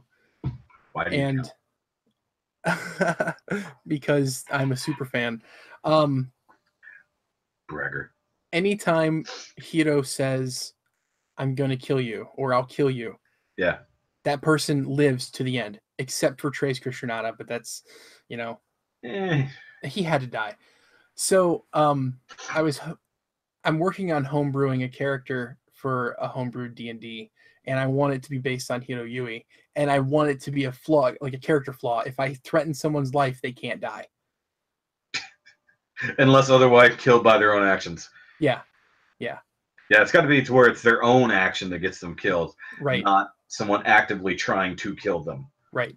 So someone else trying, it's like an elaborate Rube Goldberg device that they try to set off, and it ends up killing them instead. Yes, exactly. Or it's like Final Destination, where you see all the little intricate things that are going on that result in that person's death by their own action, but it has nothing to do with what anyone else did. That would actually be hilarious, to be honest. That would be. But I never made that connection that everyone he told they would die lived. Yeah. Or that he would kill them, I should say, as a threat. Yeah. That's funny. Should do that. I have not gotten into D&D because then that would be my next obsession. It's cheap. But it's cheap, but it's an obsession. Why do I have an obsession? It takes time. I'm playing my first campaign ever with a group of friends, and it's just been a blast. we're doing universe hopping. The bad guy we've been chasing is Rick and Morty, and we keep going through different universes. We were in Greendale from Community last time. It was the Halloween episode where everyone was turning into zombies. You know what would be a great really meta universe game? If you guys went to Hawkins. Yeah. And you played as the characters from Stranger Things. That would be interesting. We have like standard like D&D style characters because we started in like a D&D world. Yeah. And then the dungeon master, George from the podcast, he has a list of 100 possible universes and he rolls to see where we go. Yeah. It's like sliders. That's exactly it. And he's got one where we could land in the room that we're playing in. Like our characters would like be in my living room. But actually having them fall into Hawkins and have to deal with what happens in the show. Yeah. Even maybe running into the characters from the show would be interesting. We ran into the characters from The Office, Mystery Men, X-Men. We accidentally killed the Magnificent Seven. Which one? All of them. No, I mean which version of the Magnificent Seven? The original. Okay. Yeah, the original Cowboys. Yeah. We're going all the way back to Seven Samurai. No, not the Seven Samurai, which would be the original. Yeah. The Cowboys. But or you go Samurai, or you go on Samurai 7, go into the anime. Yeah. Yeah, so it's been a blast. I've never played before until this time, and I kind of want to play again. Nice. Well, that would almost be a hobby question I could ask you. But go ahead and what other Bandai fixes would you give? Usually these aren't back and forth, but since you have answers provided, I'll let you speak your piece, even though you're wrong. No, I agree with you on the hand situation. I've criticized them often about their choices in using hands. If nothing else, give us a buttload of previously fixed hands, and if they got to hold things, give us pegs. Yeah. I want a real mechanical grip. They've gotten a little bit better about it in the past couple years, but there was a time period where master grades were almost overly engineered, and they were too fiddly to play with and pose. No, because like every little thing moved. Yeah.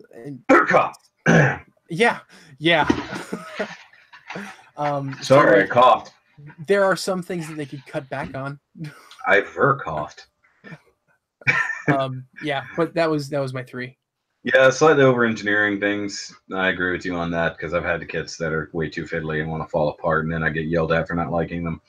I get hateful comments constantly for 3 weeks for not liking a kit.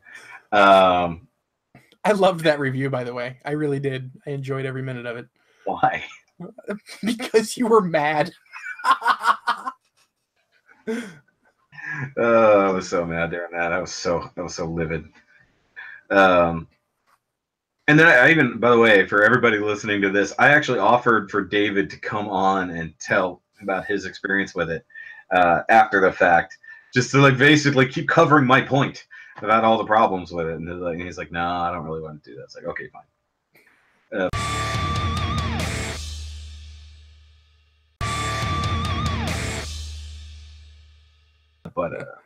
Nah, all right, so now I guess it's my turn. My turn to throw a question at you. I got to figure something out now.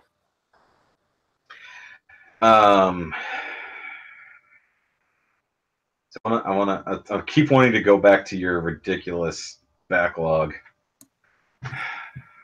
but I don't know if that's really worth it because you really did cover that in your backlog video. Yeah, I did. But it is a problem, like for a lot of people. Now I got to think of something non-related to that.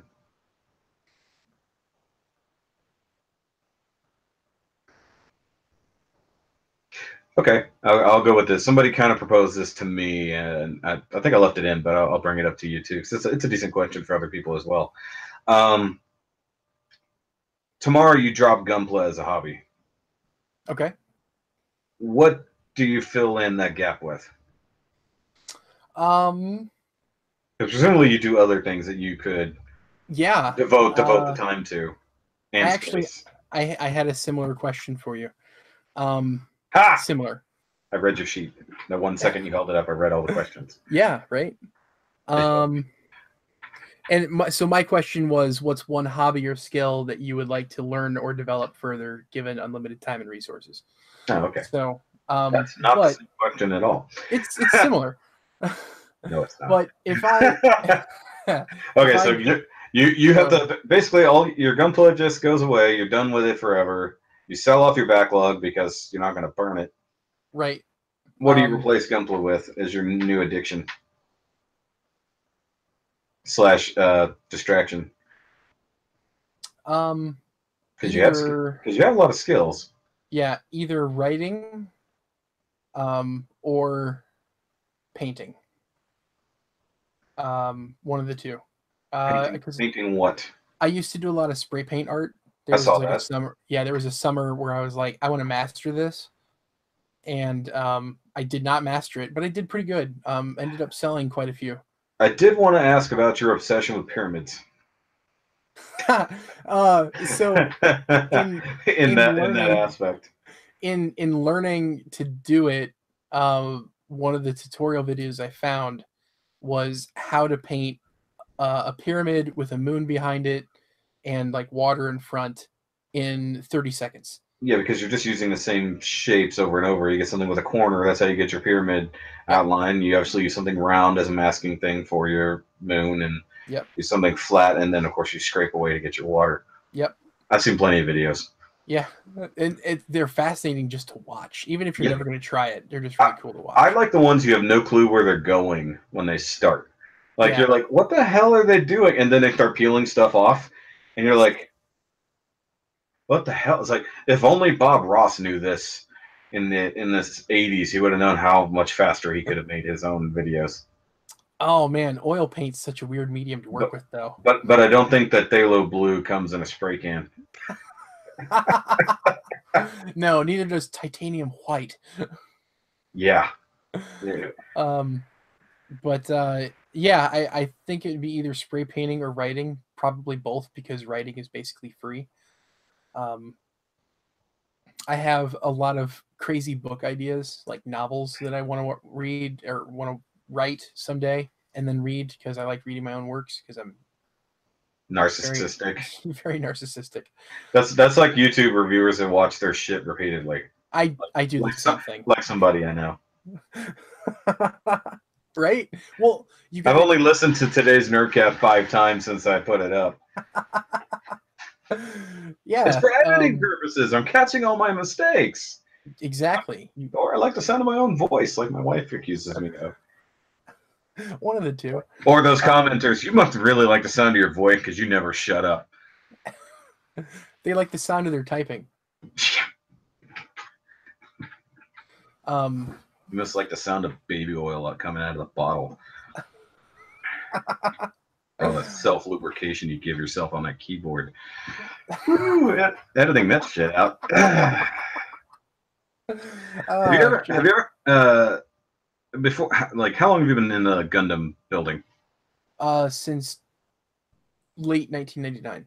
Okay, so you've had lots of hobby overlap. Have you ever attempted to do one of the spray paintings of a Gunpla or a Gundam?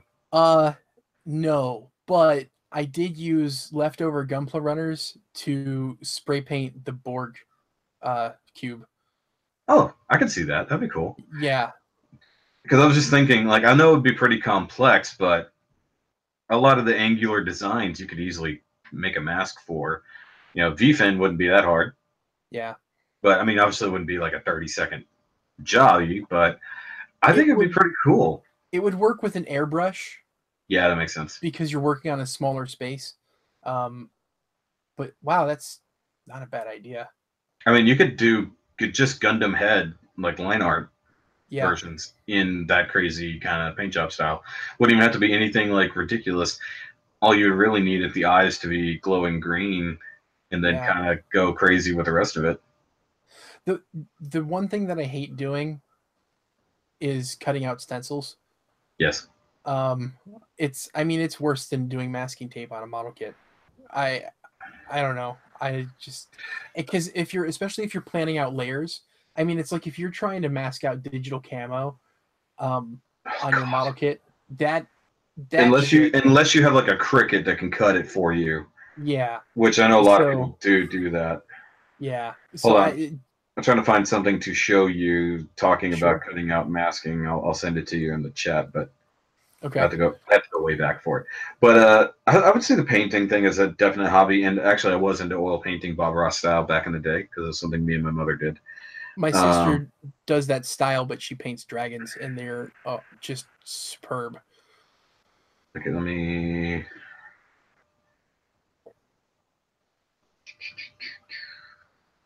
Messenger to.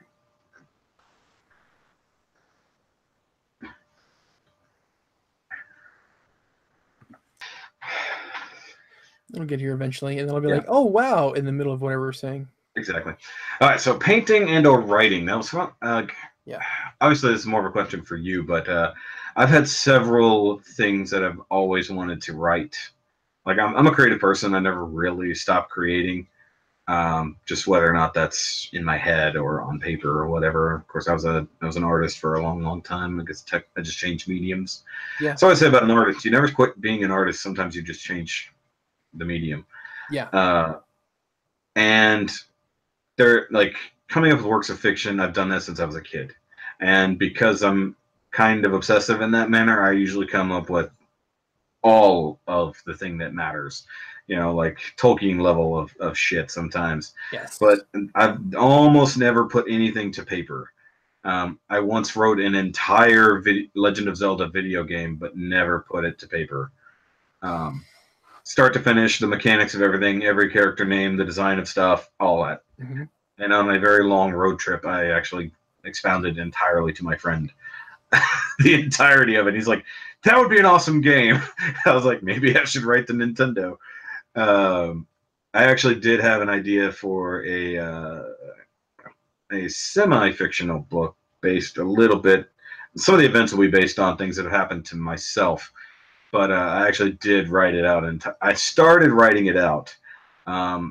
And then I just got sidetracked, honestly, and just never finished it. But it was going to be a book because my cousin actually wrote a book based on his time working at prisons, semi-fictional, and it didn't do well at all, to be totally honest. Yeah, so that was the thing. So art and or writing. So your medium would change. My medium would change and have to do something creative. But how do you keep paintings in a detolf? You hang them on the wall. Hold on, I don't even understand how that. Ooh, custom detolf backgrounds. That would be fun. Actually, he's actually. I painted. I'm not going to get up and show you because I don't think my video camera would reach. Yeah.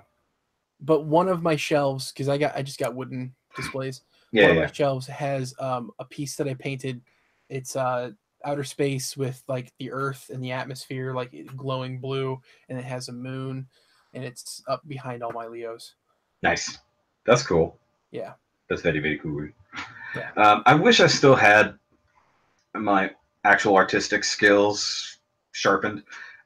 Because like I have to now reach out to other people to draw things out for me, and I used to not be that way. I've seen some of your drawings when I went through your pictures. Yeah, my old sketches, but those are decade old at this point. Yeah.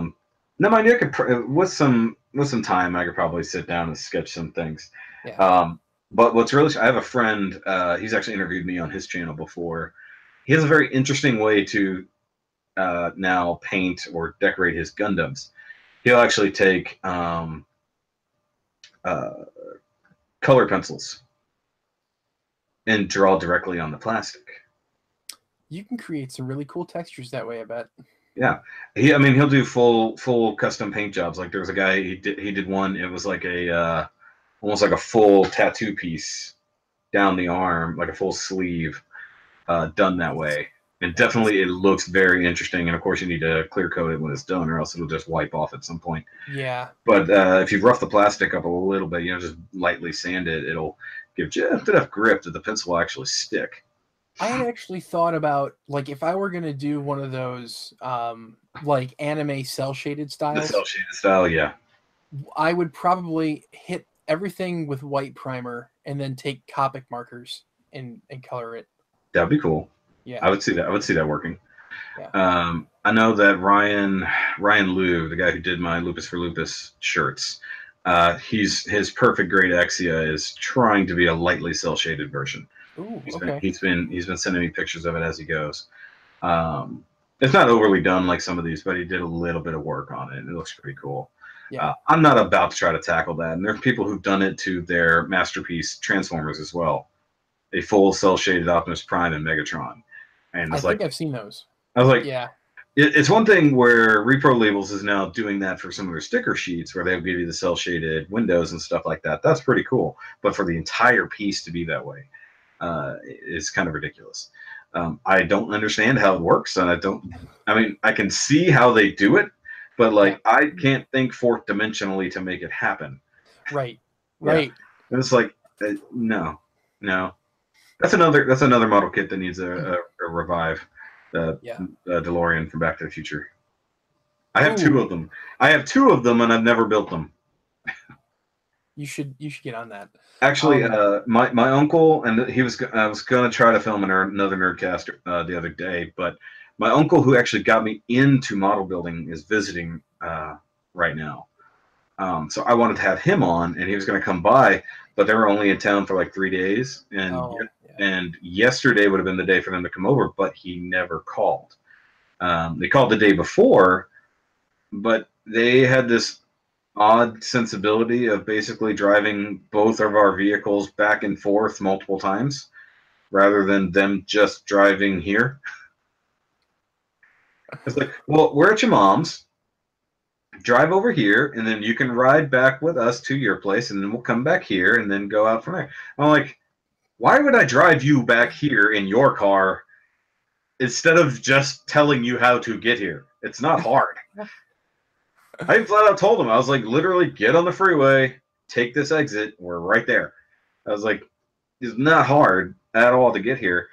It's like, and they just made it super overly complicated, and I didn't know what they were going to do, and I'd already made minor plans, so I was like, shit. Yeah. So I did not get to do that. We did get to have a long discussion the other day at my mom's house, so it's all good. Yeah. All right. But yeah, if Gunpla magically went away, I would not do anything with more merchandise. I would just create my own stuff. Yeah. So just empty out your head. Yeah. Yeah. This was my blue period. This was my period. That's why it's all red. This was my heavy flow period. Is that actual tampons? Yes. All of this was dabbed with actual tampons. How did you? I don't want to know how you did that. I love this braided design. What is that? It's for extra absorbency. Yeah. Anyway. All the cotton. Okay, so we'll move on. All right, so you have a lot more questions in front of you than I do. As a general topic for both of us to discuss, do you have anything along those lines there? Because normally I come up with a discussion, but I want to see if you got anything worth a damn. If you don't, I'm going to laugh at you. Let's see. Okay. Or I have to resort to my own comment section to find some more. Well, general topic. Yes, an overall general topic that we can bullshit about. What was your not your favorite, most rewarding build, whether it be Gunpla? You dabbled in wood projects a lot. You've worked on cars. You've done so much. What was something that was like really rewarding? Like when you finished, you were like, I'm really fucking proud of this. So it's not necessarily like, oh, I got this kit and it's of a mobile suit that I like, and it made me feel good. It was something that you had to like almost struggle through to get done.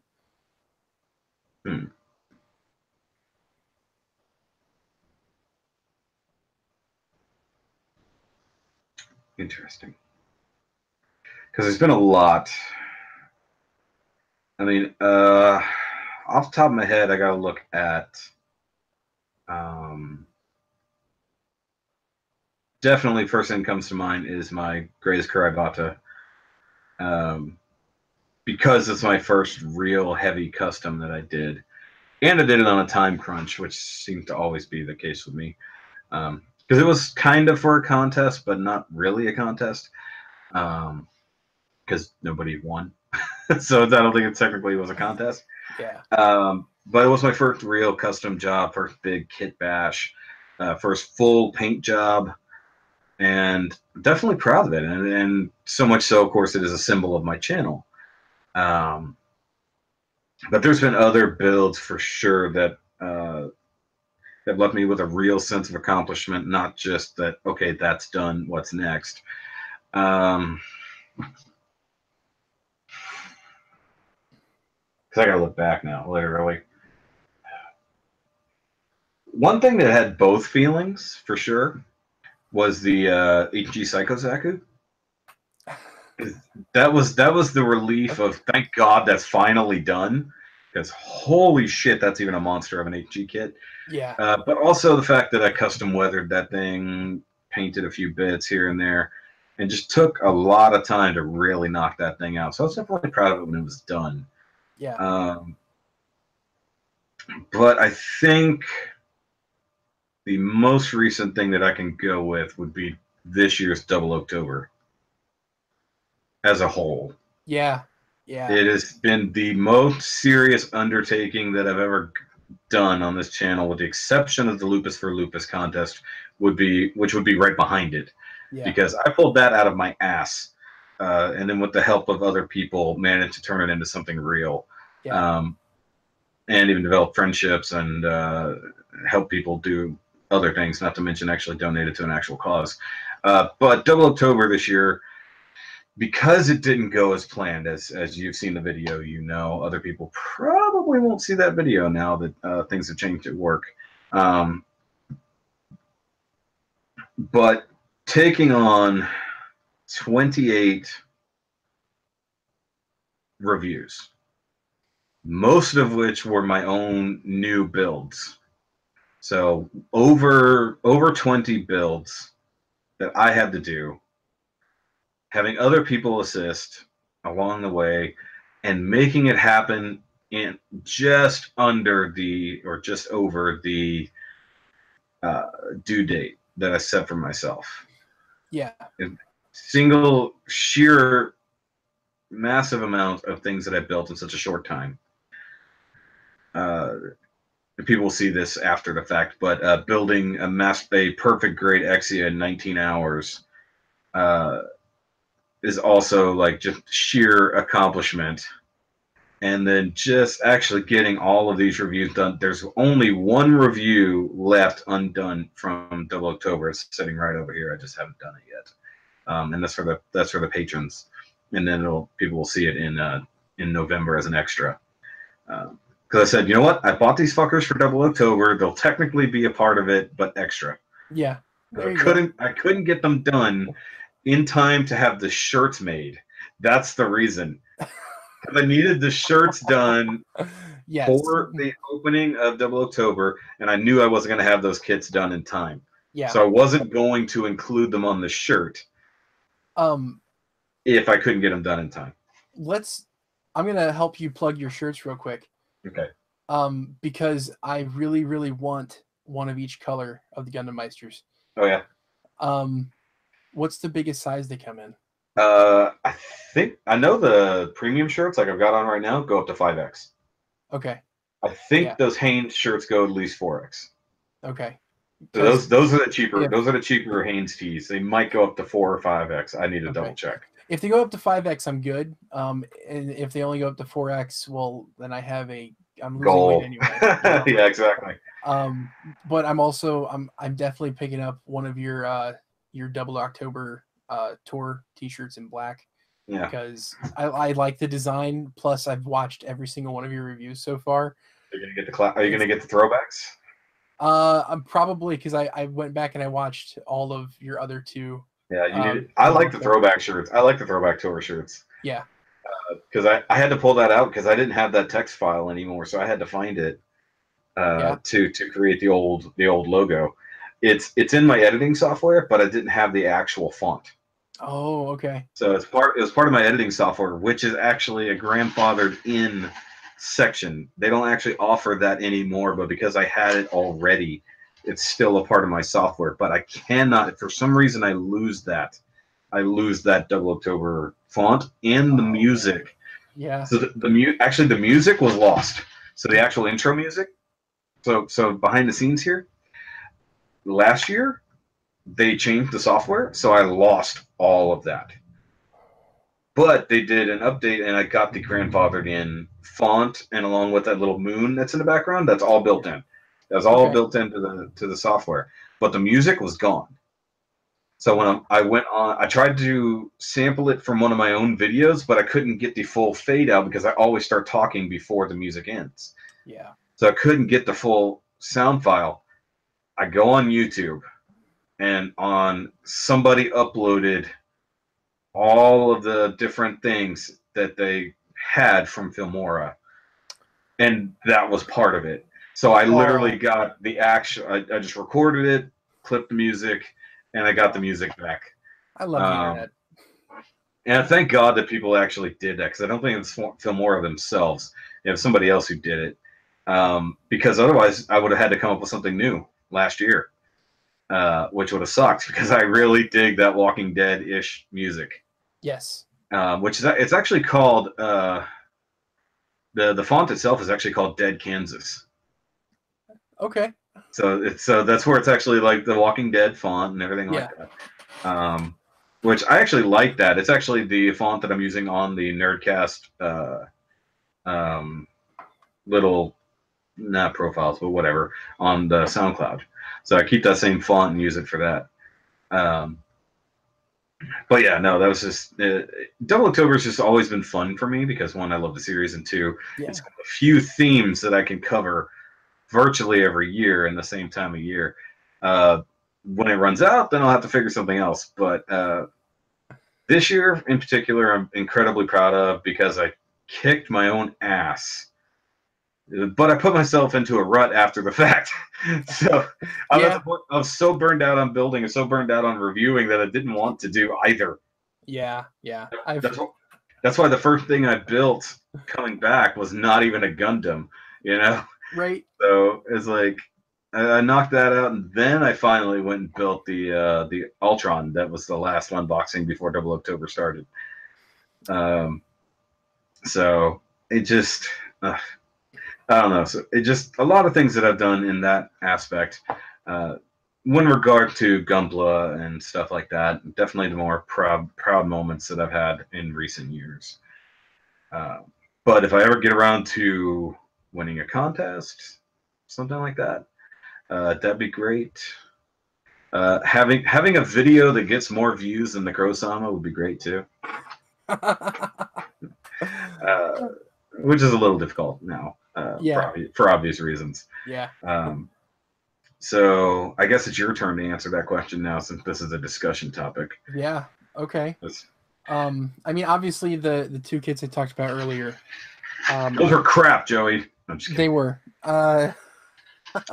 Okay, now were those a proud moment only because of the emotional attachment you had to it, or is it you're actually that proud of the work you put into it? I am proud of a lot of the work I put into it, because I did my first true gloss coat, and figuring out how to mix modeling cement with gold paint, which is not as easy as it sounds. No. Yeah, because the two chemicals, they're not compatible. They didn't want to stay together.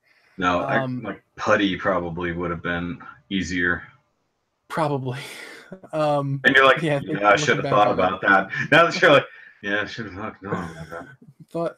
Yeah, looking back on it. And the other thing though was on the Zaku, the painting in red that looks all bloody and stuff. Yeah. I had to learn a new technique. I had to look up some Warhammer techniques for painting blood and gore, and it challenged myself, because what I was originally going to do was just splatter it in blood and I took a rotary tool with like a saw or a disc, and I just pulled out some clear red paint, and I stuck it in and tried to splatter it on, but it wasn't working. It's two-directional. It doesn't look like natural splatter. Yeah, that didn't work at all. So I learned I had to push myself to do that. Yeah, you're better. You have better luck with a flick technique than trying to do it that way. Yeah, but I ended up just doing it by hand, and it turned out really good. But aside from those, and the Lupus for Lupus build, which was my first fully weathered kit. Yeah. But you did very well on. Thank you. Even though some people didn't appreciate your level of chipping. You know what?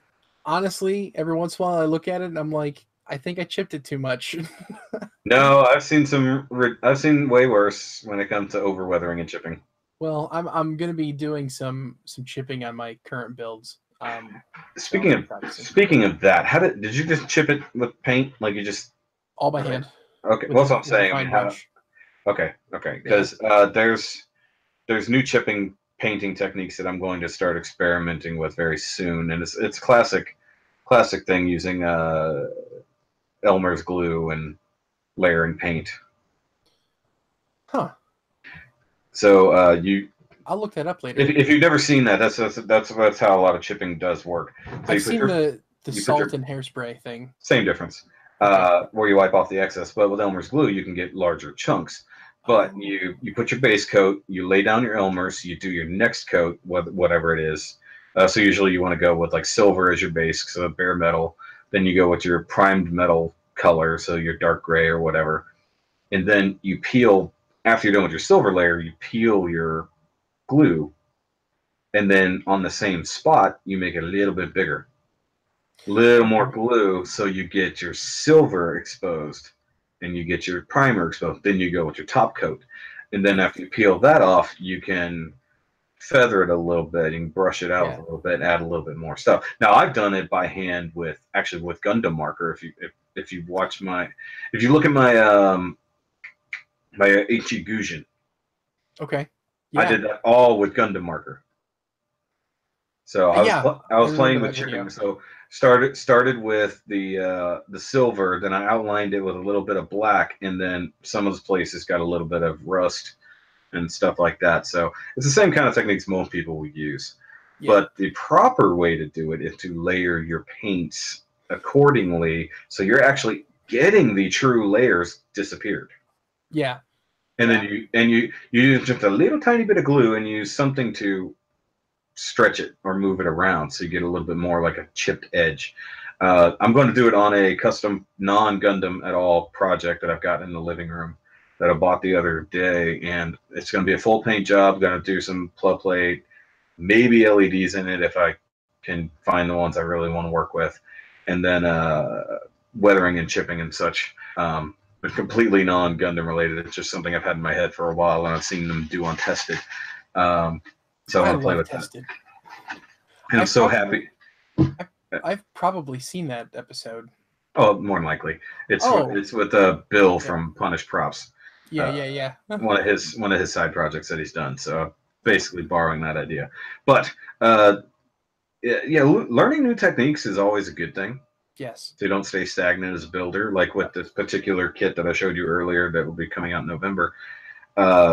Different weathering techniques that I used on that with dry brushing and even some. It's a little harder to see on camera, but in person you see it a lot more with the Tamiya weathering kits and stuff like that. Which is not the easiest stuff to apply when you don't have the right tools. So I have a shitty brush that I've been applying it with. But it's easier with like a makeup sponge, but it's not as delicate. Yeah. But you're talking about applying a little thing or chipping with a little brush. Yeah. I actually took one of my lesser brushes that I know I'm never going to use, and I actually chopped it into a chipping brush. Okay. I have a brush like that I use for dry brushing. But this one was it was actually a very fine point brush because I was just going along the edges. Yeah, I get you. Yeah. But yeah, that's what I did. Because I used to have one of those brushes that was actually made for that. I had no clue what it was for. but it was in like a really crappy like Testers paintbrush kit, and I threw those away like years ago because I never even cleaned the brushes out. Yeah. Never even considered that's what it's for. I never realized why the bristles were all uneven and shit. So now I made myself my own chipping brush for that reason. Oh, there it is. That one. Yeah, exactly. Yeah. If you can, yeah. No, I see it. Yeah, no, that's exactly right. So now I made my own because I threw the other one away. And it worked out really well on this particular kit. Yeah. I just really got to dry it, make sure it's super dry next time, because I've got a few places that I actually had to take some thinner to and wipe some excess off. Yeah. But it's fun. I like learning new techniques. And when like some of the comments I got on that picture the other day from the axe that I showed off, the dude's like, "There's no way that's spray can paint." I'm like, how shitty have you been spraying your spray can that you can't get an even coat? And mind you, I sprayed, and this, I don't think I even covered this in a review. That axe that I sprayed, that's no primer, almost no prep, only 2 real layers of paint, and doing it with what was left in the can. It was a nearly dead can. So I was going as fast as I could to get that red out because I didn't know how much I was going to have. Okay, that is actually impressive. Yeah. I mean, like, it's right here behind my computer. I can show it to you real quick. Now, mind you, it did have a little Instagram filter on it. Oh, of course. But, I mean... No, that looks amazing. Like, really good.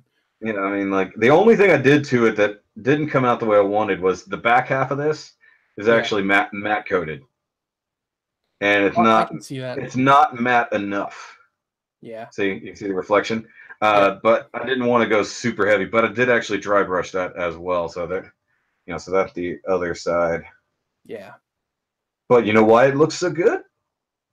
And why it looks the way it does on the edges right there, as you notice as the reflection passes? Yeah. It's gold under red. Oh, that's the way you're supposed to do a candy coat. That's the way it should do. Well, realistically, a candy coat is a clear over a base. This is just gold metallic under red metallic.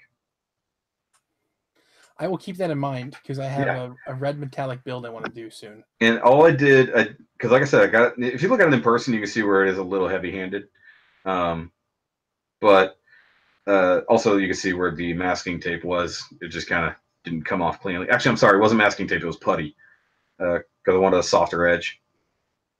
Which is also another tip for everybody, you know, use that and then spray it at an awkward angle so you don't have that harsh edge from a masking line if you want a softer edge for things. So, but yeah, no, people probably be like, how the hell did you do that with spray can in massive humidity? I went like this. Very quickly, and you end up with a red thumb because you didn't point the can in the right direction. I legitimately went... Like I'm literally holding it like this. You know, everything is mapped off except for the blade, and I went like right at my thumb. I was like, so it only caught the bottom edge of the blade. I'm like, shit. Keep your piece moving. Do light coats. I made sure the gold was very even underneath before I did the red.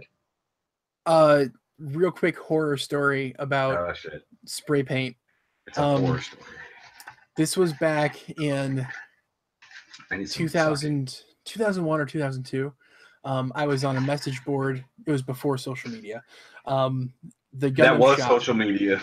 Yeah, well, you know, before Facebook and stuff. But it was Gundam Shop, which was this really cool store that was based here in America. They had their own message board.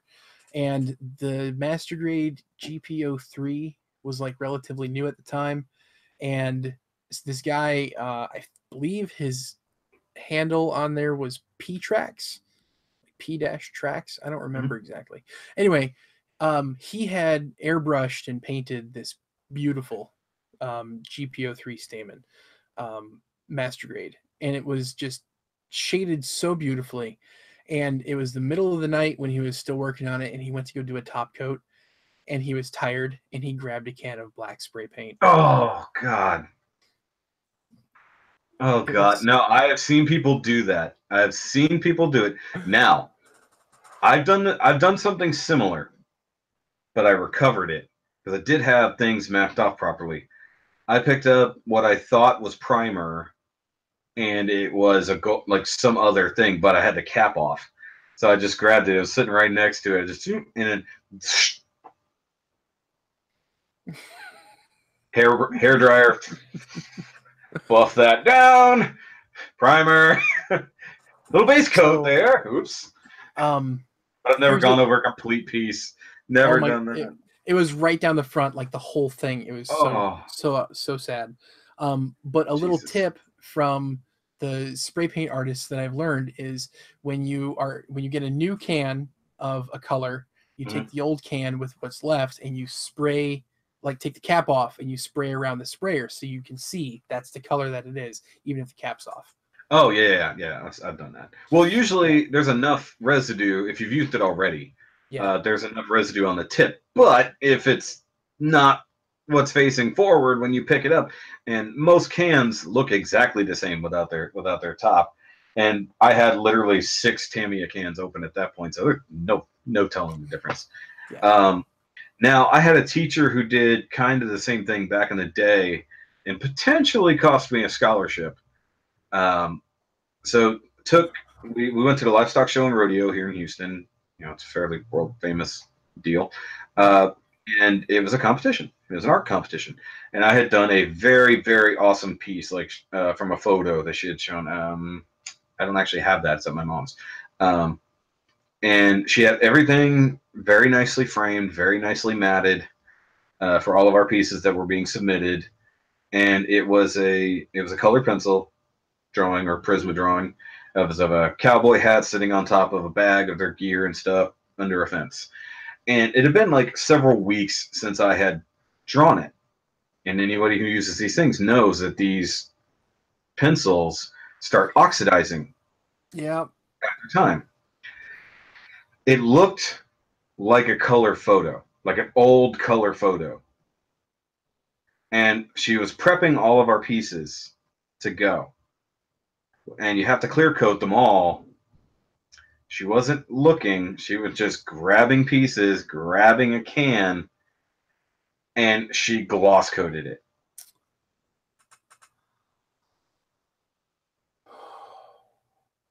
So it went from looking like an awesome oxidized old photograph to seeing every single pencil line in nice glossy sharpness.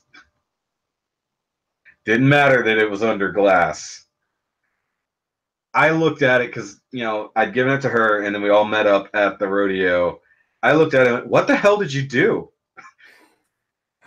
You know, she was in such a hurry. Because there was about, I think there were 5 of us and we're all pretty much top of our game. The 2 other drawing artists beat me. And I know that I was a better artist than them. So pissed. That hurts my heart. Yeah, I was like, because I looked at him, what the fuck? Yeah. And it's like, come on, like how do you, and you can't undo that without sanding it or Right. something. Yeah. It's like, and it'll never oxidize that way again because, you know, basically it was almost self-leveling at that point. Yeah. I'm like knocking the shit out of my camera here. By the way, the whole time I was showing you that axe just now, it was focused on you, so nobody else saw that. So it still remains anonymous. That's even funnier. Surprise. That's great. Surprise! Unless you're following my Facebook or Instagram, then you know what I'm talking about. Yeah. One more very rewarding build, and I didn't even do anything special with it, was the Master Grade gun tank. Ooh. The treads. Oh, Jesus, yeah. There's like 38 little links per side. Mm-hmm. And they kept breaking. But luckily the kit gives you extra automatically. Yeah. And so I got it built and I top coated it and I brought it in from the garage to the kitchen. I was living with my parents at the time and I set it on the counter and I had to go to go to the bathroom or something. I come back, and my sister, just joking around, she's like, wait, do the treads roll? And she's rolling it across the counter. And I'm like, stop. And luckily nothing broke. The answer is yes, but don't do that. Yeah. I've never built that. I've kind of wanted to, but what breaks my heart, and this is probably something Bandai should work on, they need to do the Origin gun tank as a master grade. Because that is such a good design, and they're not bothered. I'm weird, and I really like the original animation version better. Well, that's fine. I love the more realistic aspect of the Origin version. Plus, I've built a couple of them, so I really do dig that design. But I would love to have that actual real working treads on that. They will probably never do working treads in the same way again. They might do working treads differently, but probably not like that. No, that's a pain in the ass.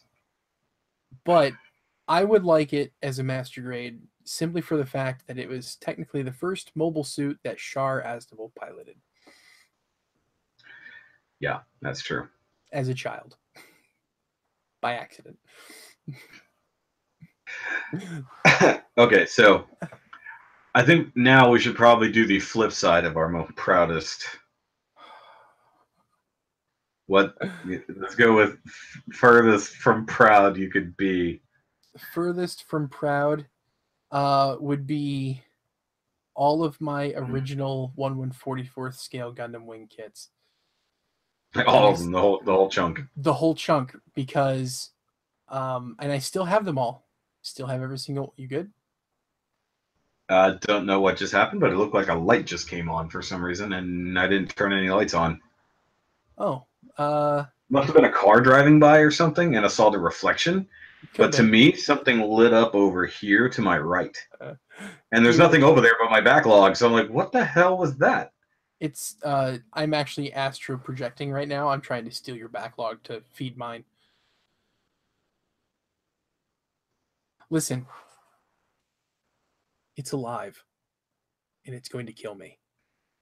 Anyway.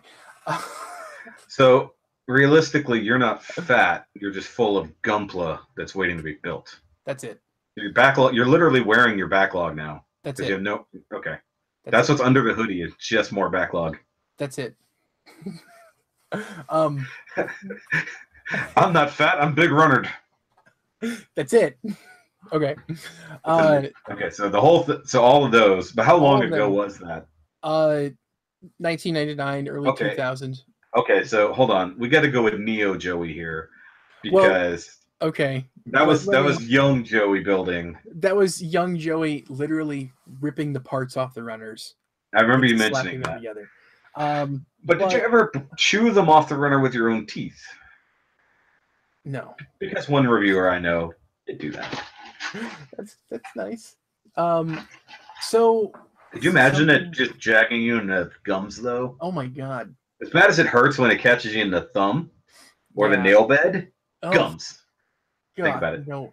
Think about it. Okay, so they were so janky and just ripped off the runner. That's your shame. Yeah, but so something. Go modern. We could almost go by decade with you. We could.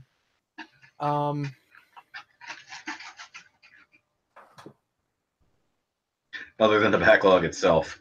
So the backlog's over here. Behind me is my closet of build kits. Yeah. I'm trying to. They live in the box. That's a shame. I have some displayed. I just have limited space. Yeah, because everything else is filled with boxes. As if I have any room to talk.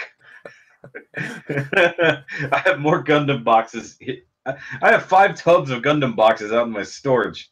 I've had to consolidate my boxes as I go. I've thrown away a lot of boxes. So like I do have boxes inside boxes. Yeah, I don't even have that because I've got my one Bear Guy high grade box has 2 Bear Guys in it and then like all of my Poochie guys. Yeah, I mean, if you're storing them that way, that's fine. Yeah. And there's some that I have tossed in recent years, especially smaller bullshitty ones like that. But I like to save a lot of them. I don't know why. I really should get rid of them at this point.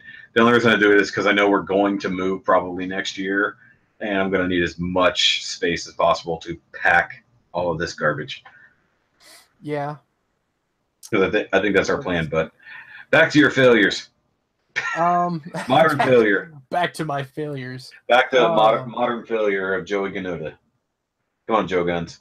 I'm trying to think, man, because like I really love all my kits, like in a weird way. I get it. Or else we wouldn't hold on to them.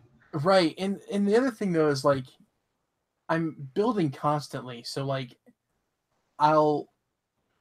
sometimes I'll pull out a kit that I built and I'll look at it and I won't just remember the build, but I'll remember like that time of my life and like the things that were going on.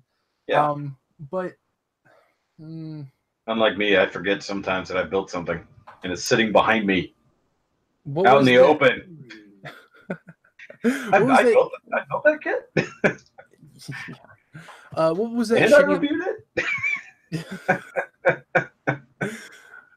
What's that really bad line of SD kits? The SDEX, yeah, EX standards. Yes. So I was working on the Red Frame Astray. Okay. And it was right before I gotten so sick I had to be hospitalized. And I was feeling so shitty. I like didn't do any nub cleanup. I didn't paint anything. And it was just just sat there mostly finished, not quite finished, for like 2.5 years, and I hated looking at it. Because it reminded you, or it's just shitty. It was just shitty. I was so mad at myself, like I couldn't even like clean up nubs, even though I was sick. I don't know. Some of my bootleg kits from like TT Hong Lee. How dare you? Yeah. Get out of here. Leave my channel. I have quite a few. This Nerdcast is over. Well, that was a waste of 3 hours. No. Goodbye.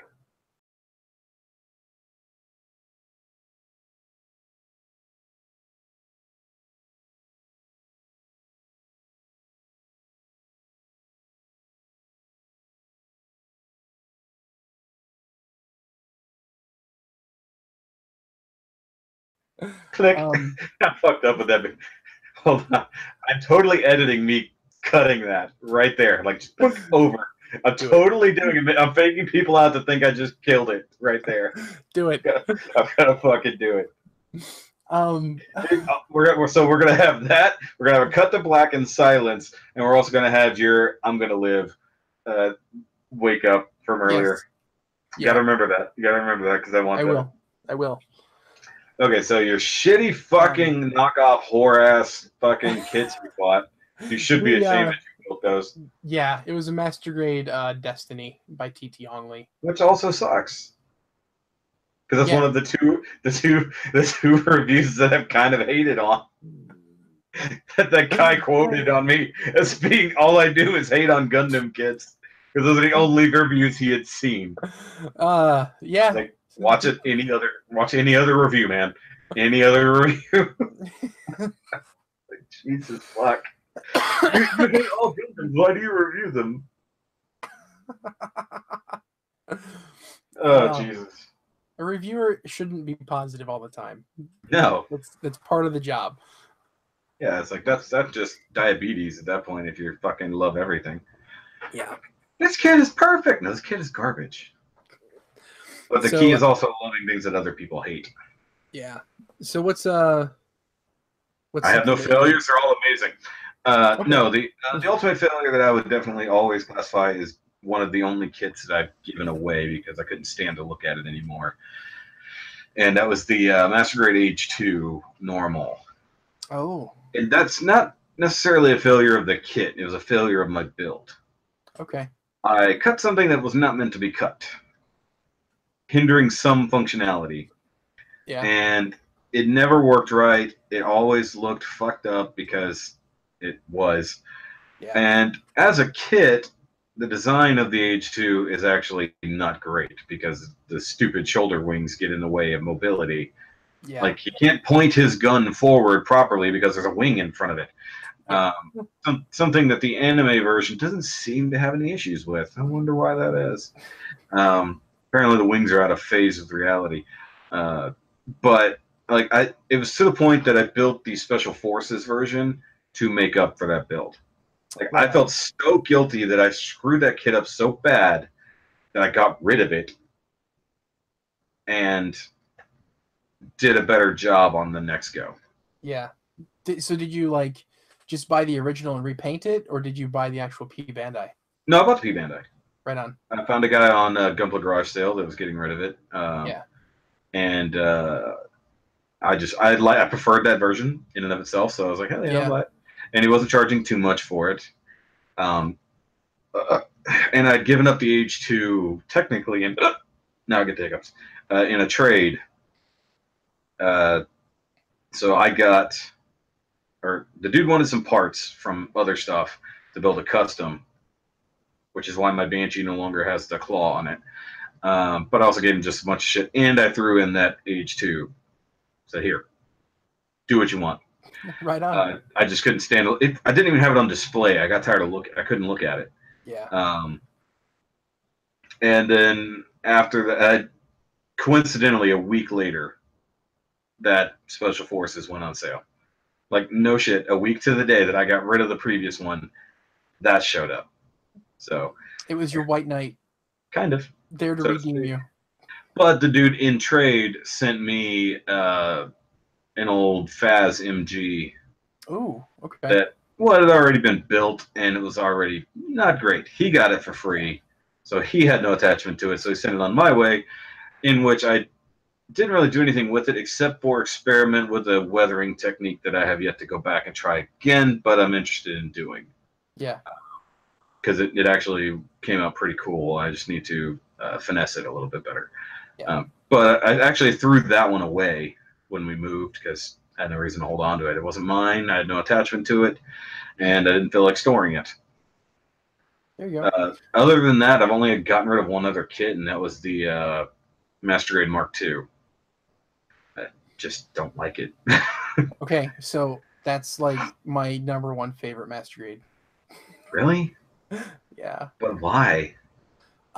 Because it's very detailed inside and out. It holds together really well. What about the head looking so cartoony? In comparison. It's from a cartoon.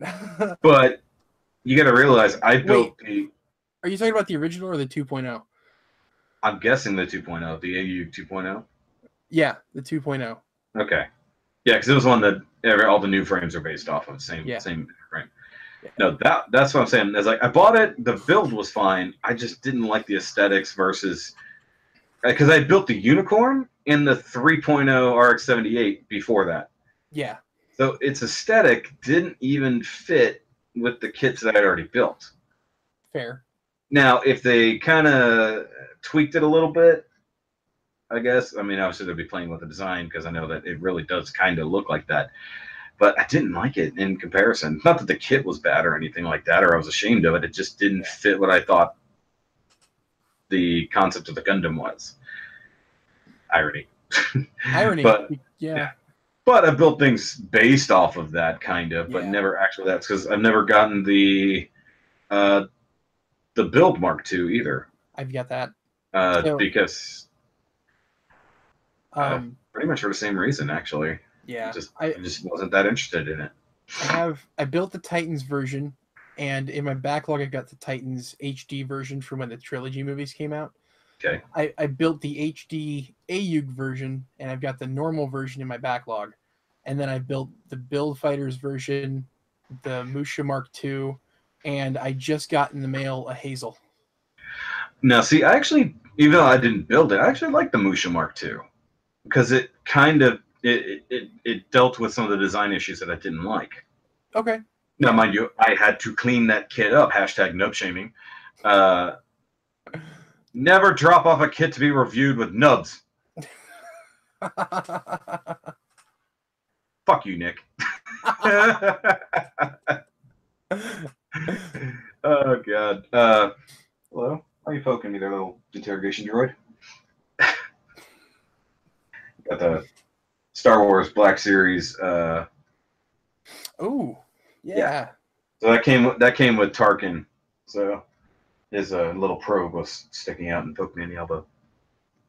Anyways, but yeah, those are probably my most shameful failures of a build, I would say. I mean, I've done some things I'm not that.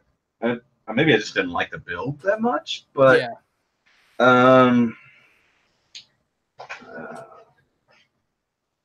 Because I'm thinking somewhere in the build fighters-y area, there's probably a couple that I'm not that proud of. Mm. Not bad. I just like, eh. There's been some letdowns, but nothing that like is like super hateful because of the way I built it. Yeah. Now there's a lot of failure in the wing MGs, but that was on not knowing how brittle that plastic would get if you exposed it to Gundam marker. Oh God. Yeah. So that's a failure on my part, technically speaking. It was that ABS plastic, man. And it still plagues me to this day. I have to pay attention now to what I do, because even panel line marker will eat away at some. That's what happened to me on the Master Grade Ball. The hands. Oh my God! Shattered on me. Were you using the pour type? Yeah. Yeah, I had the same thing happen. I literally watched the arm fall apart in my hands. Yeah, that's what happened to me. I put the hand together, or the claws together, and then I was working on the rest of the arm, and I went to go reassemble it, and it was cracked all to hell. I'm like, what? I didn't get to the point of completely falling apart because I soaked it in cement before it got that far. Yeah. Yeah. But it's permanently jacked up, and I thought this guy was going to have that problem, because the way the plastic felt when I put the panel line marker on it, I was getting scared. Oh, but, camera's not on you. You didn't reveal anything. It was actually when I did that. Oh, well, there you go. I don't care. All right. Like I said, if you need to see it, it's on my Facebook. Yeah. So not hiding it too much. But yeah, the wing problems there, the ball problems, that was definitely more closer to failures there. Now, of course, I've had breakages that was like, really? Yeah. You know, something fell on the floor that you needed and you didn't see, and you turn, you step on it. Oh, done that. We've all had those kind of failures and stuff like that. Paint failures, that of course has happened. You know, where you just have really shitty paint jobs, like what happened with the back skirt on the custom grays, where I had to use Tester's paint because I couldn't get down to get any Tamiya's. Yeah. And I tried to paint it the same way you paint Tamiya. No, that doesn't work. One moment, I gotta use the restroom. He's got to pee. Put on the pee music. We're gonna sit here and wait. There he goes.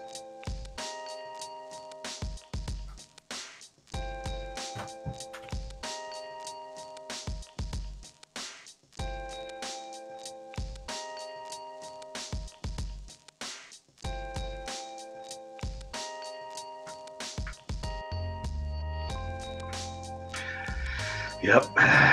It's been a long time since I had to use the P music. It's kind of funny. I was actually reminded of that today because I was listening to an old Nerdcast where that happened. So Nick went to go use the bathroom, so put on the P music the entire time he was gone. Although in that case, I was actually talking to other people at the time to fill in the gap while he was gone. In this case, I'm just going to sit here and talk to myself. Although, I will go ahead and pose to you guys listening now or watching now in the comments. If you're on YouTube, I guess you can technically do this on the audio version too. Let me know down below, what are your favorite things that you're proud of building or painting or whatever, most accomplished things you feel in the hobby, whatever kind of hobby it might be, in fact. Also, what are your greatest failures at the same time, things that you're like, I can't believe I did that. So kind of shameful moments of things you just went, why did that happen? Maybe you built a kit and accidentally grabbed paint when you meant to grab clear coat. So, all right, we can kill the P music now. I was reminded of the P music earlier, so I'm going to use that. But I was just asking the audience what they're to put in their comments of their greatest build failures and triumphs, the most proud moments that they've had. So hopefully we can get some interaction here if people have bothered to listen this far. Hopefully. Because I would love to. I'm gonna have to look at the analytics and see how long people are even watching the Nerdcast for, because I know they're long. Like I'm gonna. This has been over 3 hours. Yeah. But I'm gonna edit out some of it, obviously. Yeah. Like this, probably some of the discussion. But yeah, no, it's like got to get a little bit of audience interaction. It's one thing I need to do. I need to start posing questions to people. Like just put out short videos asking for a discussion, stuff like that in the comments. So I'm gonna borrow that from Deluxe Baldwin because he does that weekly now. Nice. So he has people throw out discussion questions. He answers them and then poses them right back. So you know you can do a quick little 5-minute video or something like that talking about things like his favorite this, that, and the other. I gave him a challenge and he hasn't responded just yet. I told him to rank or his top 5 star screams ranked in their failures to Megatron. Like, how bad of a failure were they? So give us a top 5 failed star screams. He hasn't done it yet, which means he probably hasn't had time to do the research. Yeah, but it's all good. All right, so we can go ahead and wrap this up. I think we've had plenty of discussion here. Yeah. But it's definitely been fun actually getting to sit down and talk to you because I mean all we've managed to do is text back and forth. Yep. And of course you were the first of maybe only a few people who will be coming in as a subscriber, technically speaking. But you are basically subscribed to like all my things. Like you're like you pop up in my everywhere. Like you're either commenting, liking, or whatever. So it's all good, and it's fun to actually be able to sit down and have a chat. And get to learn about each other. Right on. I've definitely enjoyed my afternoon. Yeah, it's late now. And I'm tired and old. I'm going to go right back to building kits. I don't know what I'm going to do with my evening. I know I have some building I should do, but I pretty much had November covered, with the exception of Master Grade Mondays, which is probably going to be on hiatus for a while, let's just be honest. Because most of what I have over there is such in-depth master grades. I don't feel like tackling any of them right now. So if you had something simpler, maybe, but actually, I do. I have another no grade grades I can do. Okay. I do have another one of those, and I need to get all 3 of those built so I can get started on that project too. Well, would you ever do like 1/100 high grades, like instead of like a master grade Monday? Well, I do not quite master grade Mondays, so it doesn't have to be a master grade, technically speaking. Okay, so if it's like very much not quite a master grade, how not quite are we talking? Because there's garbage out there. I believe it was made in 1996. The Double X. I don't think I would ever try that. You just want to see me rage at another kid, is what it is. Yeah, that's it. I would definitely not. Because I also have to want to build it, and that's a no. Yeah. Okay.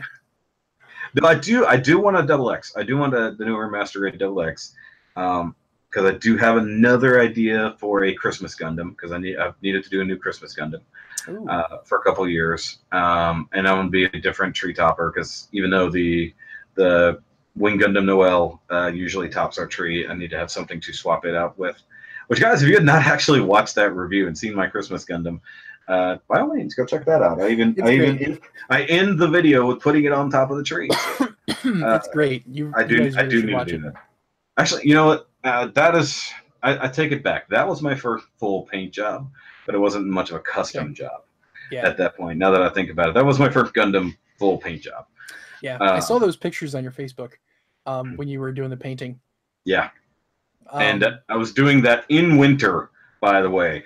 I was out on the back porch spraying that in 30-degree weather.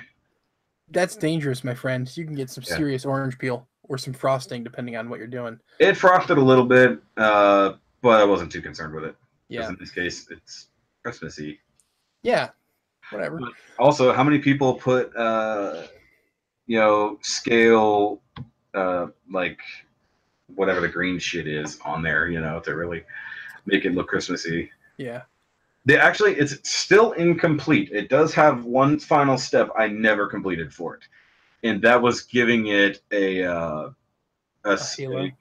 No, it was going to have a full length, like Santa gown. Oh. So I was actually going to use a Santa hat cut and trimmed to fit, and it was just going to have like a full length gown hanging down. So that way it looks more like a Christmas angel. Yep. Tree. But I also thought to maybe just do it straight down from the skirts, because it's kind of hard to work around the wings. Yeah, I mean, you could just cut out a hole for the backpack, take the backpack off, put it on, and then put the backpack back on. Yeah, it's a pain in the ass. I could just do it from the skirts. Because I think it would look cool, because it would actually be like the shiny red felt. Yeah. Coming down, and then actually have the white fur down at the base. I got it. Uh-oh. Get yourself a Christmas edition Barbie. It'll have a backless dress. I never considered getting a doll for it. Actually, I think I did, and I just couldn't find anything. Actually, I did add the candy cane to it a couple years ago for the review. Originally, it was supposed to have 2 full, like, big candy canes, like the Buster rifles. Yeah. But because it still has the handle from the Buster rifle glued in its hand, I can't really do anything about that. But that's why I kind of wanted to do the double X, but it'll have a different effect entirely. You might be able to visualize it if you just think about how the double X looks. But it's just other projects I want to do. I've got several other customs I have in mind. I've got things down here for the next kit bash. I just have to work out the engineering for it. But I'm trying to get better at scratch building. Which, speaking of which, I wonder if that picture ever went through. Oh, God knows if it ever did. It still shows you haven't seen it. Maybe you need to close your messenger and reopen it. Yeah, probably. Let's try that. Oh, I just got it. It literally just went through. I just now saw it change. That's weird. Oh. Yeah, if you zoom in on it, you can see the detail there. Yeah. I think I see what you're doing here. And I have a whole lot more planned. But like I said, I got a lot of custom stuff. That's probably what a lot of things next year are going to be, is focusing on getting these customs done, not just constant reviewing. A bit more stuff. Like, actually, in the Optimus Prime review coming up, I start off discussing all of the paints and all of the stuff that went into it, because a lot of people have been asking different details. And how many people don't know what I'm referring to at this point when I say my favorite is Dark Gray Ever? I've said it how many times what it is? I guess they're new, but nobody knows what it is. You should just start saying what it is before you say favorite is Dark Gray Ever. No, because that way they need to go look. Wait, was it you that tagged me in that meme? Or that shared that meme? Yeah. Yeah. An artist, normal person, and then what was it? Just model builder, scale modeler. It's just 50 different grays. Which, by the way, your 50 Shades of Joey album. Yeah. Some interesting pictures in there. I'll just leave it at that for all my for everybody watching or listening. I have all my pictures and stuff sent to friends only, so yeah. So that's a mystery. Nobody's gonna go find them. Unless I decide to share a couple of them right here. I mean, sure, I don't care. I'm just kidding. I'm not gonna do that. But I was like, okay, right, sure. Was it the one with the whip? It was a lot of them. Yeah. Yeah. I did get a laugh at it, and I just went, I gotta talk to this guy tomorrow. That was so funny though. But either way, guys, if you need to, where can they subscribe to you or check out your stuff? Check me out on YouTube. I am a bit more active than I used to be. Also check out my old videos, because I used to do like Christmas songs that were Gundam themed. They're really funny. That's Joey Gunota on YouTube. I'm on Twitter a lot.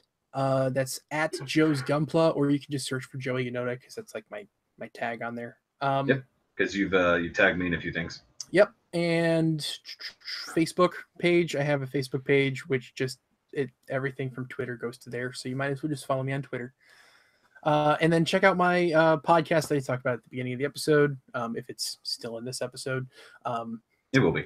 The Half Hour Nerd, with me and my friend George. All of the nerd in a fraction of the time. We're on SoundCloud, iTunes, Stitcher. We have a website, www.thehalfhournerd.wordpress.com.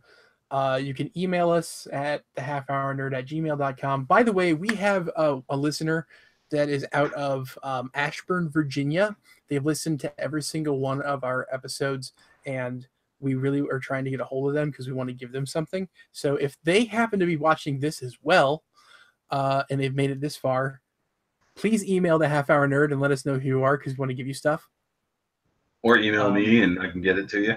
Yeah, either one. Because I'll have all your stuff linked in the description as usual. Sweet. So if they can't get a hold of you somehow, it's a thing. Although you may get a lot of other weirdos from the channel who might actually send you nudes or something. I don't know. Don't send Joey nudes. That's fine.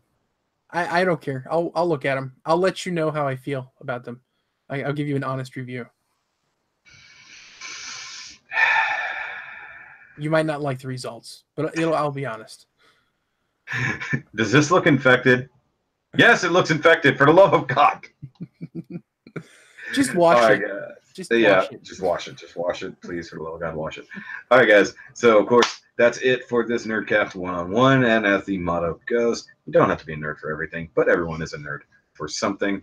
And that's what we do here. If you're a nerd for something, you can definitely come on and talk about it like we've talked about God knows what anymore at this point. It's been like 4 hours.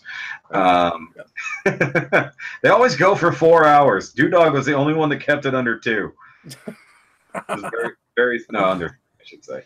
But guys, y'all have a great day, night, whatever time it is where you're hearing this. And for the love of God, maybe more than 20 people will hear this one.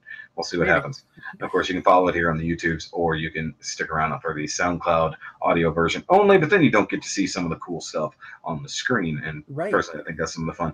Like if you actually watch the video version of the one with Josh, you get to see a lot more stuff. Same thing if you watch the ones with Matt, you get to see a lot of things that I built in particular that most people have never even seen. So, yeah. So, guys, we'll see you later. Remember, as always, to keep on nerding, keep on building, and let's keep building this community together. You can say bye. Bye. I'm going to leave that gap in there.